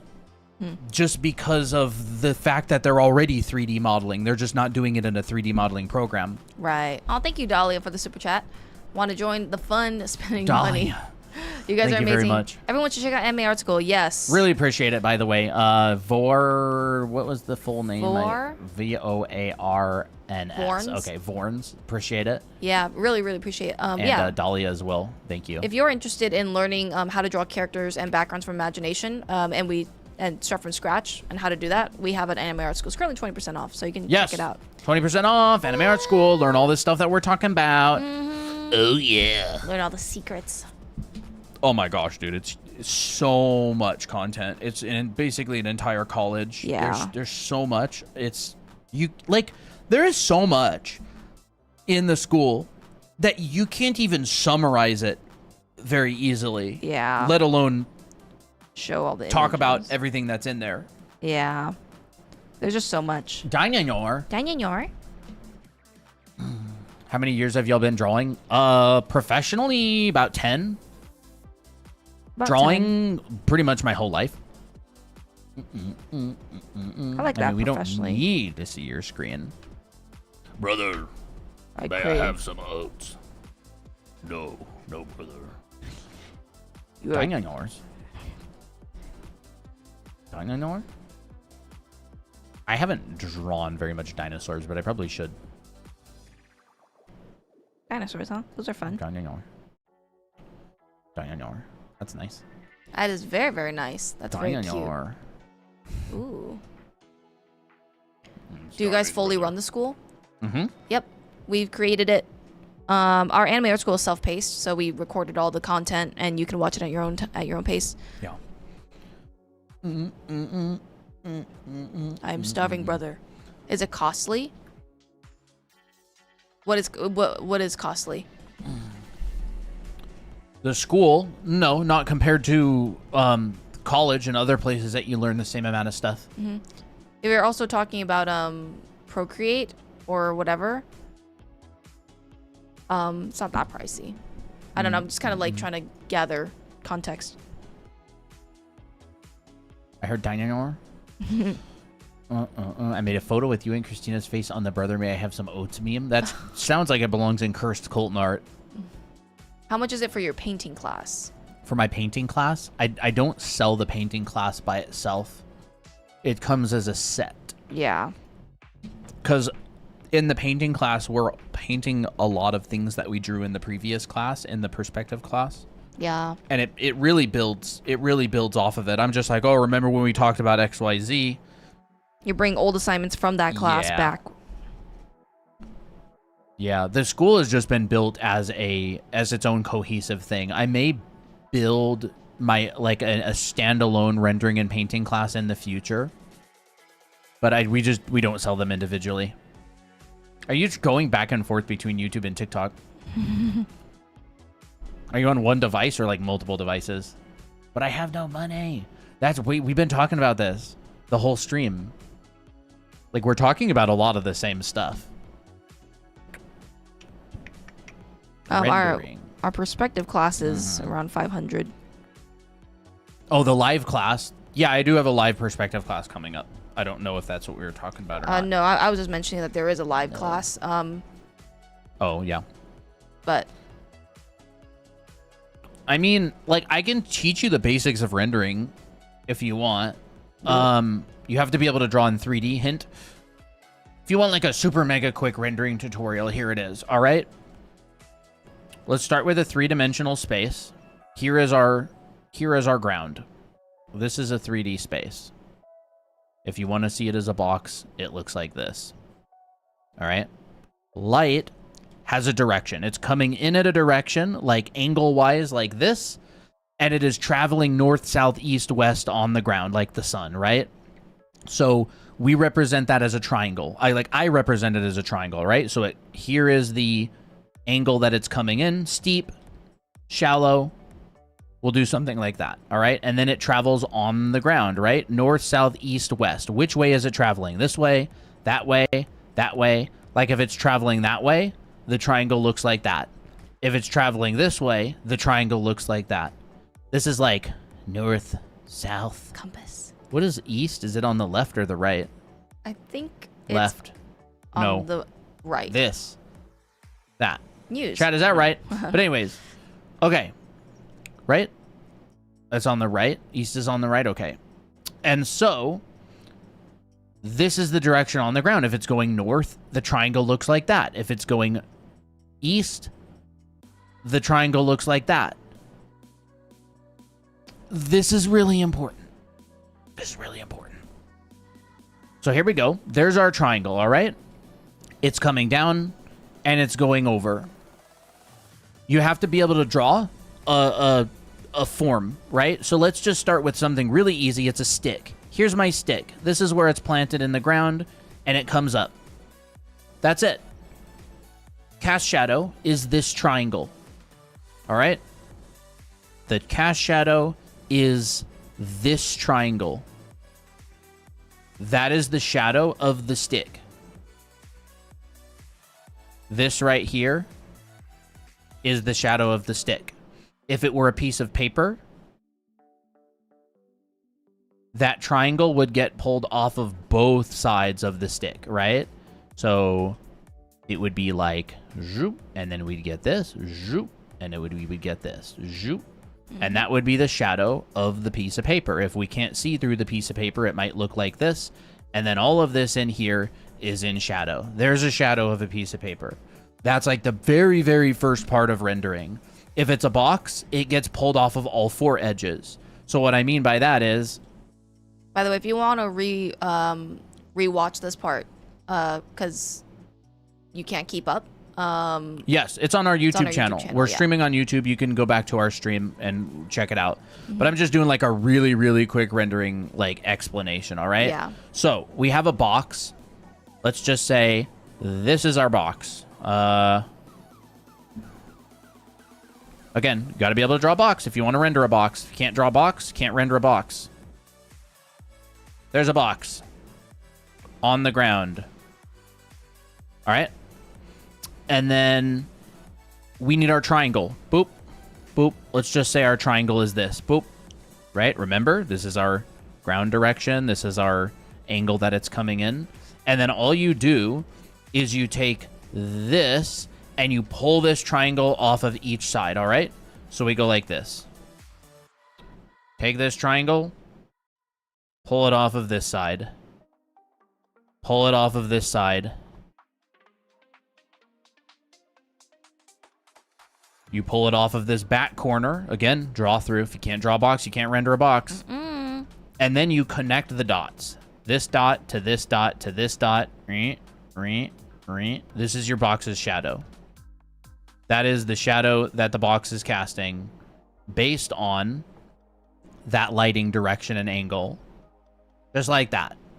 Now, rendering, in industrial design, they teach half to black, which is the shadowed side of an object is halfway between its local value and black. That sounds complicated, but it's actually really, really, really easy.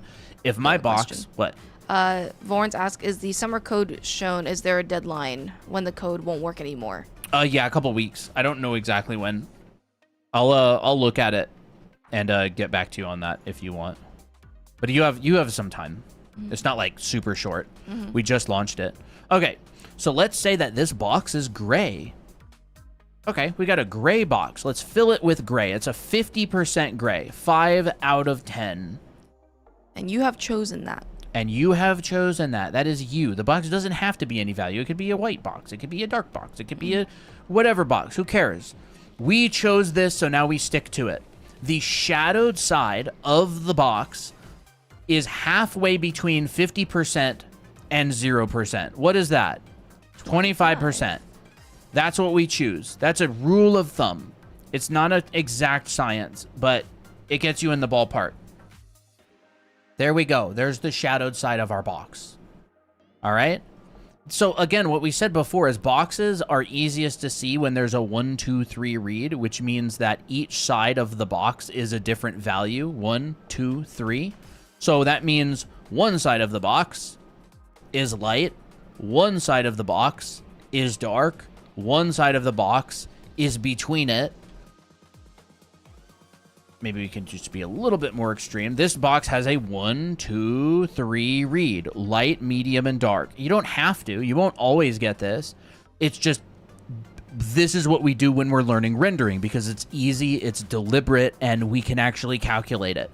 So the half side of the box, again, this light is coming in pretty steep, right? It's hitting the top of the box more than it's hitting the side of the box, right? It's like if your light rays are coming down like this, here's your light rays.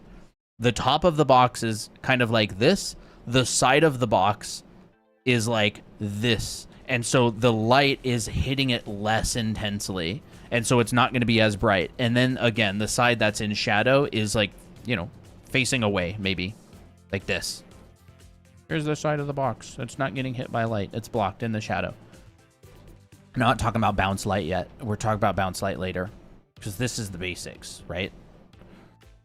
We will make this halfway between the 1 and 3 sides. So this is 50, this is 25, and this one will just stick in the middle, maybe 38, right? There's our 1, 2, 3 box. All right, that's the shadow side of the box. Is this always the case? Absolutely not. Is this the case ever? Also not really. This is a starting point. This is the starting point of rendering. This is what they teach in industrial design school. People who render cars and objects and blenders and toasters, they all learn this. And then you modify this. This is the starting point, and then you start going context. How much bounce light is there? Is there bounce light coming in? How light is the light? How dark is the shadow? You start to get into value grouping. You start to get into all that stuff, but like this is the basics. You'll find loads of YouTube videos out there on value grouping and stuff, but if you don't know this stuff to start, like you don't have a good starting point. You're like kind of starting on complicated stuff from some sort of like a shaky ground. And that's it. Like, and then that's the basics of rendering. So we render different objects. You know, we render a cylinder, and the cylinder will, again, it's like you've got a lit and you've got a shadow. You now have a formula for the light and the shadow. It's like we've got our lit side, we've got our shadowed side, and we've got our halfway lit side. There's our cylinder. We'll render it so it's not even on both sides. It'll look a little bit cooler. And then we can just, you know, add our core shadow. And it's like, there's a cylinder. Do we want to add a bounce light? Do we want to change the material? We can make modifications afterwards and do stuff like this and do stuff like that. See, there's like a rendered cylinder, and it's like, where is the cast shadow? Comes off of the core. So it's like, with the light on this one, I would say it's like that. So we'll maybe pull this off of there. Now, with a cylinder, I like to think about it kind of like a sheet of paper. And I'm not going to teach all the basics of rendering right now. Like, this is just a super quick little walkthrough, right?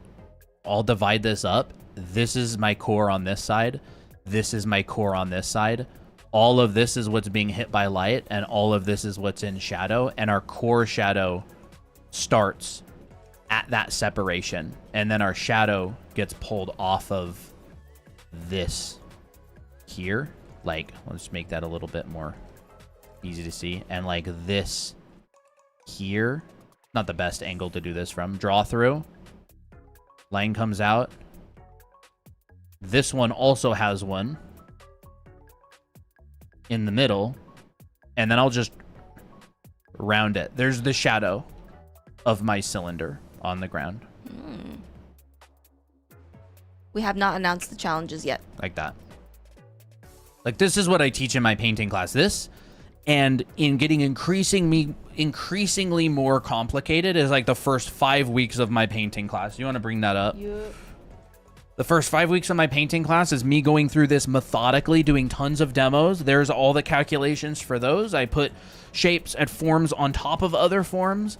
I put forms stacked on forms. I calculate all of the shadows. Look, here's my triangle. And then I color code it so we can keep track of things. And then we end up getting into how to use color theory with it, different multiple light sources, which is basically you do it twice for one object. And then we eventually get into stuff like this, where we're turning it into things. This is a point light bedroom, and I've rendered all of this by hand with the basic round, and we've injected all of our half to black values and all of that. And then that's basically our like midterm, essentially. And then we get into materials and stuff like that. It's a rendering class. It is like ray tracing, right? It's like ray tracing. Here. But yeah, that's in my painting class. The class is like 46 hours long, and the first 5 weeks is basically all about what I just taught you. Is it dry? Yeah. But if you want to be able to render well, like, you got to go through the motions. You got to go through the motions. And then, of course, at the end of the class, we use all of that. Like, and then we, like, halfway through the class, we start to talk about design and aesthetic and, like, arranging objects, because, like, we don't want to become rendering machines. We want to be artists. Yeah. But we need the underlying rendering foundation in order to build on top of. So it's like, at one point in the class we go, okay, you know, everything I've taught you so far, that is now secondary importance. And now we're going to put design as the most important. Yeah. And then that's when we start arranging things in a pretty and aesthetic way. Because, like, we don't want to make rendered models. We want to make pretty artworks. We're just using that as kind of like a starting point. But it's always secondary to design and appeal. Because if your art doesn't look good, what's the point? Like, at least in this class, that's what we talk about. Yeah, and there's also like interiors and stuff. Just doing all the same things. But like, now you're sprucing it up. Now you're like being like, oh, let's add some more fun stuff. And we cheated here and there. Yeah. And we talk about materials, and we talk about how to make shortcuts and cheat things. But if we don't have that design, that foundation, like, people know you're cheating. Like, it's obvious. It's obvious when you're cheating and taking a shortcut, and you don't know how to get there the long way. Yeah. That's when you send out your portfolio to 5 different studios and you don't hear back from any of them, and you're just like, but my artwork looks good. All my friends and family tell me I'm amazing. And it's just like, the art director knows. They've been doing this a long time. Like, they can tell when you can't draw box. Like, yeah. I meant the tablet thing. Oh, Cyber was asking what tablet you're drawing on. Oh, I'm drawing on an Intuos Pro Large. And the only reason I'm drawing on this is because I have a giant monitor in front of me. And if I make really teeny tiny little movements, I tend to get wrist pain. So I bought a big giant tablet. Because my Photoshop only actually takes up about half of this monitor. And I'll draw like, and then I'll get carpal tunnel. And I don't want to get it. But we can talk about like rendering more in depth during a stream, but it's really, really dry. Like, it's really dry, and it's not the most fun thing to learn about. And out of the 20 people that are in the chat by the end, we'd be lucky if even one did the homework. More than like, 5 of the 20 things. I mean, I would say, oh, sorry. When you buy the heads, do you get a class for free? Yes. Yeah. It comes with a free class. That comes with a free class on how to use the head models as reference and how to study them. And it also comes with a whole bunch of references and resources that we took ourselves. Yep. Photos of them, lighting angles, 360 turnarounds of them, this kind of stuff. Video reference. Lots and lots of... Please open. Thank you. Lots and lots of this kind of stuff. Oops. Very pretty stuff. Yeah. Cool, useful stuff. Upper. If it Please decides. Not sure Hello? why it's not. Okay, it just opened in the back for some reason. Oh, that's dumb. This kind of stuff. Upper angles, lower angles, all kinds of stuff. They've been thinking of getting once I get paid. Oh, awesome. Oh, nice. You stepped out of your comfort zone and started drawing in perspective. Nice. Awesome. That's great.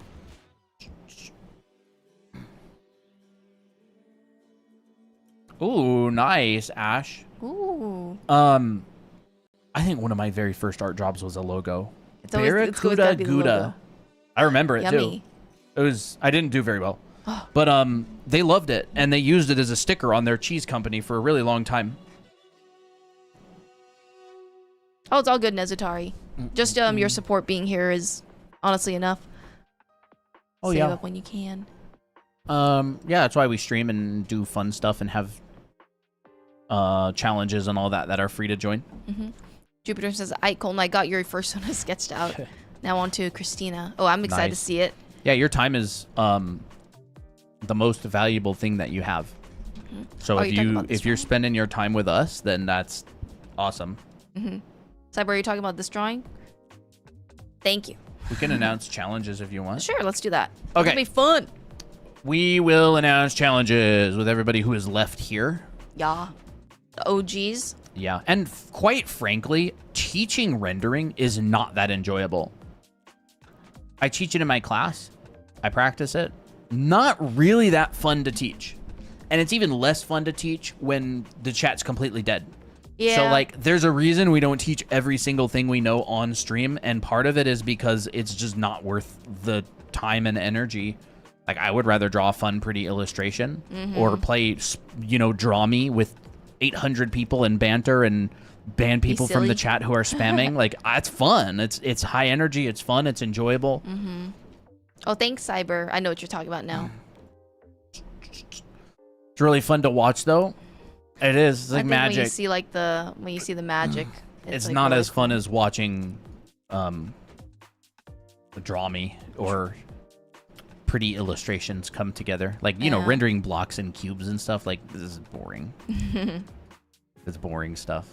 I find it boring even to do it. And I teach it for like a living. So, Chat. chat, Are y'all? this is Are You Ready? Ooh, it's too bad it's Fox here. Are you ready? I'm ready. Are you Ready. ready for the announcement of challenges? Okay, so we're doing things a bit different than how we used to do challenges, all right? There's going to be 3 weekly prompts that are announced on Friday, and then there's a mystery prompt that is announced the next Wednesday, 2 days before the due date. So if you're like, I did the challenge, it was fun, I need something else to draw, every single week there's going to be 1 4th prompt that gets announced on Wednesday. If you're like, I got a couple days, some time to kill before the submissions, I really liked that idea. I really like that idea too. All right, so we got our summer art camp challenges. Let me zoom in here.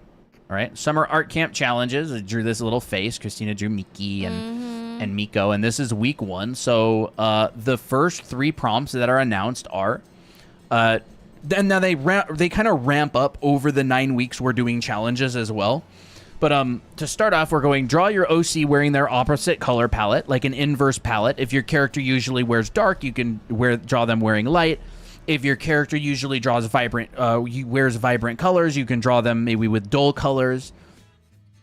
And that's prompt A. Prompt B is put your OC in a completely different art style than you usually use. That's a fun one. That's a fun one. And then prompt C is slice of life. I like this one. Draw what your OC is doing at 2 p.m. on a normal day. Like, what are they doing? Are they just on the couch eating chips? Are they up to whatever? And those, I think, are really fun. And then there is a mystery prompt that will be revealed Later. next Wednesday. Next Wednesday. Where do you post your submissions? In the Discord server. Mm-hmm. Discord server in the weekly challenge submission. You can do all of them if you want. However, they need to be in one post. Yep. They need to be in a single post. Your mystery prompt, however, can be a second post. So if you do all 3 of them and work really hard and you post them on Tuesday, you can still do the mystery prompt and post that one separately. Yep. Mickey asks, where can I join the Discord server? You can join the Discord server here. Yep. Take a screenshot of that. There we go. This is also the invite right here, so you can also enter this way as well. That invite is actually separate to the one on our website, but it still gets you to the same place. Okay. So yeah, it's on our website. Yes. You can do all the prompts, put them in one post. That is the main thing. We don't want you spacing all 3 of them out so you get more opportunities to have your artwork reacted to on stream. Mm-hmm. Can you pick and choose which prompt to do? Yeah. Yeah. Mm-hmm. Just make sure they're all in one post, though. Yep. You can do one, you can do none, you can do all of them. Doesn't matter. Mm-hmm. All right.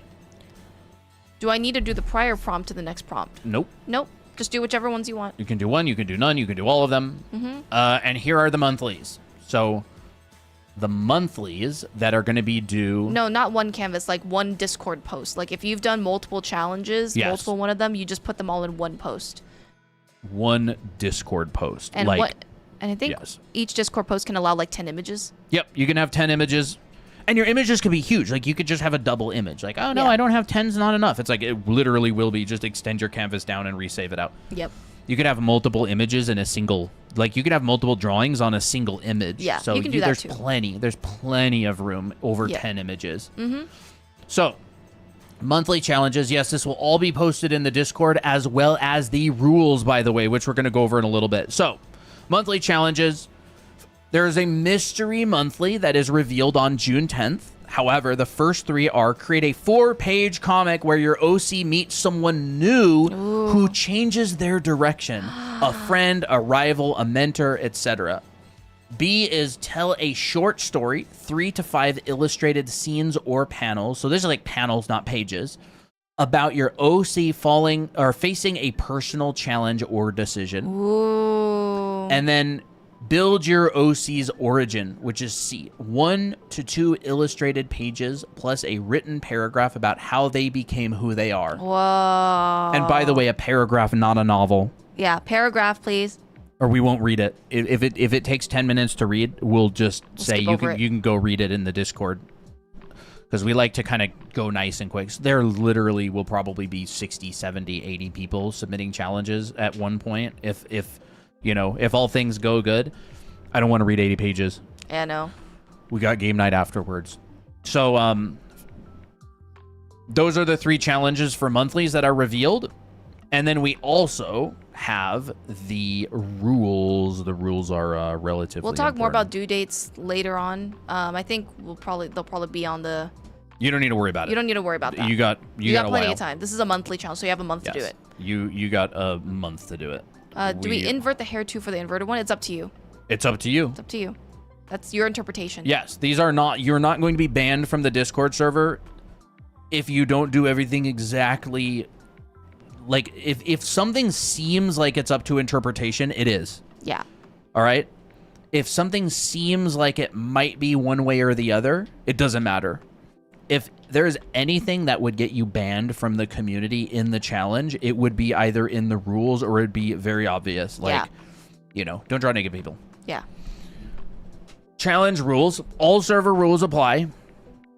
All right? Like, we're chill. All right? We're chill. We're chill, don't worry. We're, like, you don't have to fuss. We're not high school teachers who will fail you in a class because you didn't do something exactly correctly. All server rules apply. No AI, no tracing or stolen work. Duh. Like, that would fall under the server rules as well. But for people who don't read and don't pay attention, who are going to be new that are joining, we stuck that in there. It's free to join, completely free, open to all skill levels. There is no skill level requirement. Any medium is okay. You can do traditional, you can do digital, you can do 3D. I don't really care. Express yourself in the way that you want to be expressed. If you want to build a mask out of clay IRL, do it. Kind of cool. All original characters only. We don't want fandom OCs, no Demon Slayer OCs, none of that. We want you focused on your own characters. Now, we are going to be talking later on about whether you can do your friends' OCs and stuff, which will probably do the same thing as the past, which is like, oh, if you don't have an OC, you're welcome to draw any of our OCs. But yeah, right now, for the first week, your own original characters. No fandom OCs. You came up with them yourselves. They're part of their own original design. They're not, and they don't live in the JJK universe. All artwork submissions must be in one post. However, the mystery prompt can be a second post. All right. So no spacing out your challenges to get the most screen time. And you can have 2 posts total if you do the mystery prompt. Label the prompts you choose. This is important because we won't know a lot of the time. Yeah. You'll have to label them. You'll just go, oh, I did this one. Yeah. I did that one. Yeah. Must be created after the challenge is announced. No reusing old artwork. It's not a challenge if you just go dig up old art and put it in the challenge just to get reacted to on stream. And there is no required format. Just however you want. But obviously label it and stuff. And do your best. Don't do lazy art, right? No 5-minute, last-minute sketch before stream because you want Colton and Christina to compliment your art, but you didn't do anything this week. Yeah. Just do it next week. Do the next week's at that point. In the past, it was an issue just because people would be like, oh, I did this lazy doodle. I didn't spend any time on it. And then we're on stream, like, spending our time looking at reacting to artwork when you did, like, 30 seconds of work. Yeah. Again, there is no skill requirement. Just don't be lazy. Yeah. And that's it. Like, that is it. This will all be posted in the Discord server. These will be available in the announcements channel. And you'll be able to go and grab these anytime you want. So many OCs, like 200. Got like 1 OC, so I'd probably use her for most of this. Yeah. And awesome. like, you can come up with an OC in 5 seconds. Like, a guy who wears a brown jacket and has long hair who's searching for his daughter that got lost in the woods, and his name is Jeff. Boom. I made an OC. I can use him for my challenge. Like, it's not that deep. It's not that deep. Like, you can just make an OC. If you don't have any OCs, just make one. Make a rando. We wouldn't know. I have Yume Nikki fan game OCs that are their own universe, but the game I'm making from them are Yume Nikki's format, so are they still fandom OCs? I would consider, yeah. They're fandom OCs. If they're from, like, a game or from kind of any fandom, how do I say it? I don't even know. That's kind of complicated. Do you mean, like, you have your own characters that you made in a game? Like, they're their own separate universe. I would say just draw them in their own universe. Don't have them associated with, like, the game. If they're in the art style of a game, that's totally fine. But, like, again, like, you don't have to overthink it. Yeah. It's just, we're mainly like, I don't want to see a bunch of Demon Slayer OCs every week. Yeah. It's not something that interests us. It's not the sort of thing that we're trying to build in our community. So if it's like your own OC and your own story and you put thought and effort into it and everything, it's totally fine. Yeah. I wouldn't worry about it too much. If we never notice it, then I'm like, I don't know. I'm not going to nitpick it. There it is. But, that's the new challenges. They will be running for 9 weeks. There are going to be 3 10-hour long streams. All of them will be on Wednesdays during the summer. And the next 10-hour stream will be on June 10th, I believe. Is that? Yes. Yes. So we're going to be doing a 10-hour stream on June 10th. And every 10-hour stream, there is going to be an on-stream only challenge that is running that's separate from all of these challenges. And it is going to be a unique character design challenge. Like, remember we did in the past Coffee Mafia? It was like, oh, design a character based on coffee, a coffee drink or food that is also in the Mafia. Or we did the Fruit Kingdom. Remember that? Oh, I remember those. We are doing 3 of those during the summer. We'll be streaming all day long on a Wednesday from morning to night. And there will be an on-stream only challenge where you need to do it within that period of time. And we'll probably go for more than 10 hours. Yeah, most likely. We usually start the show at about hour 9, right? Yeah. And then it'll go for like an hour and a half or 2 hours. Yeah. So when is the mystery stuff going to be revealed again? Wednesday. Wednesday, okay. Why? Nothing. For some reason, I saw June 10th, and I was like, was that for monthly or weekly? The monthly will be revealed on okay. June 10th. I got you. The weekly will be revealed on the 3rd. Yeah, like the 3rd, the next Wednesday. Yeah, the next Wednesday. Wednesday before the show. Yeah. Just because like some people will burn through all of the challenges and they'll be bored the whole week. And so it's like having an extra challenge to do that also rewards you with being able to post again, I think is awesome. Mm-hmm. Hey, Tira. So I hope y'all are excited. Yeah. I'm excited. I'm going to be busy. I'm going to be so busy this summer. Dude, us too. Same. Saturday class, Sunday class, streams all week, 10-hour streams. A lot of stuff. A lot of stuff going on. Hey, Remy. It's good to see you again. And then these will be posted, and I'll send out a ping when they're posted. And then we also have some people helping with challenges. I think, who do we have helping with talent challenges? Tori, Fox, and Lau are going to be helping out with challenges. We may bring on more people later. More cat hair. We'll see how it goes. Y'all. We will be posting all of these images. Don't worry, Robert. We'll be posting them in the Discord server. Yep.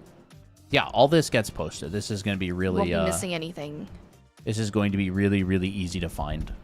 There's a whole challenge. And so if you're in the Discord server, by the way, go to self-rolls.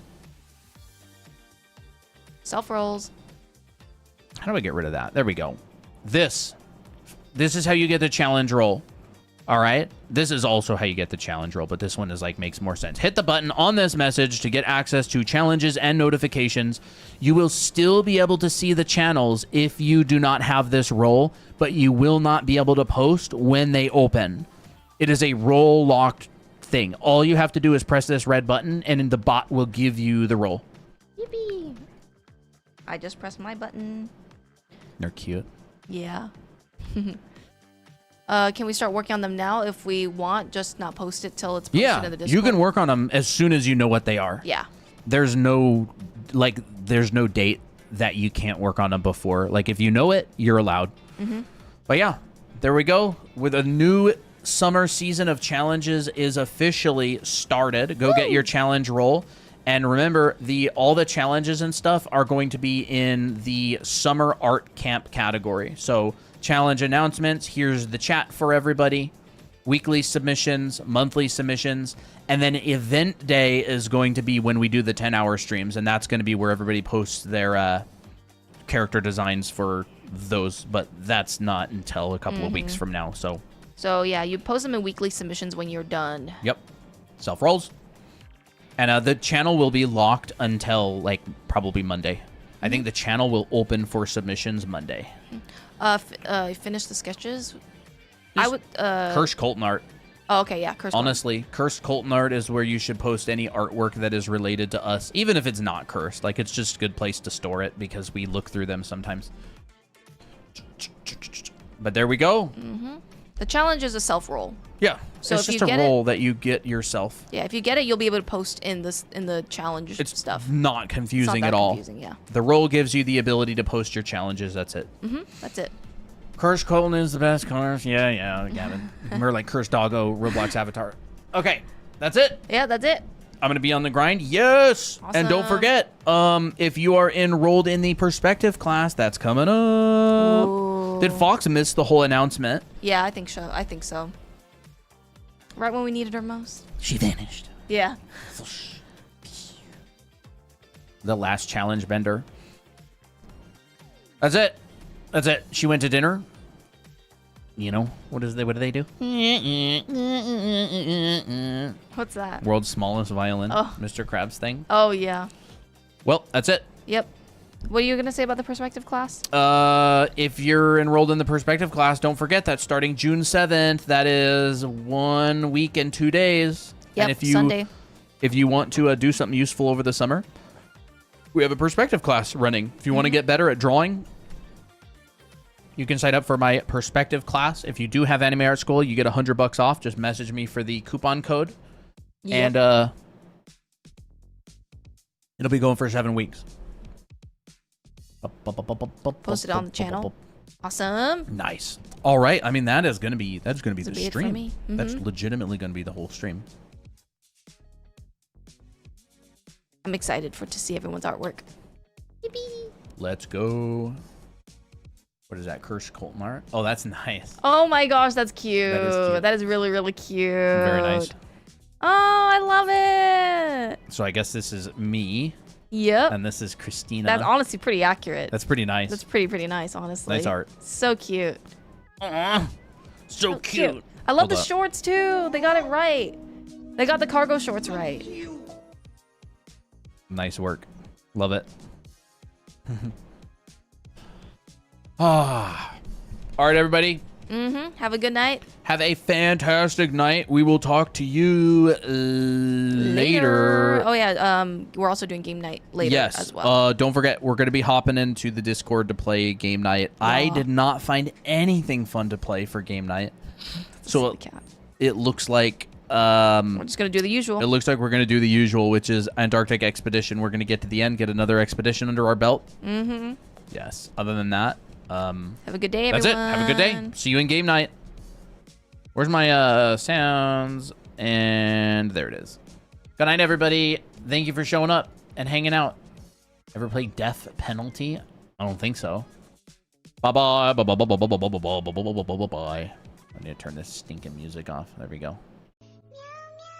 No kitty. No kitty, unfortunately. Good night, chat.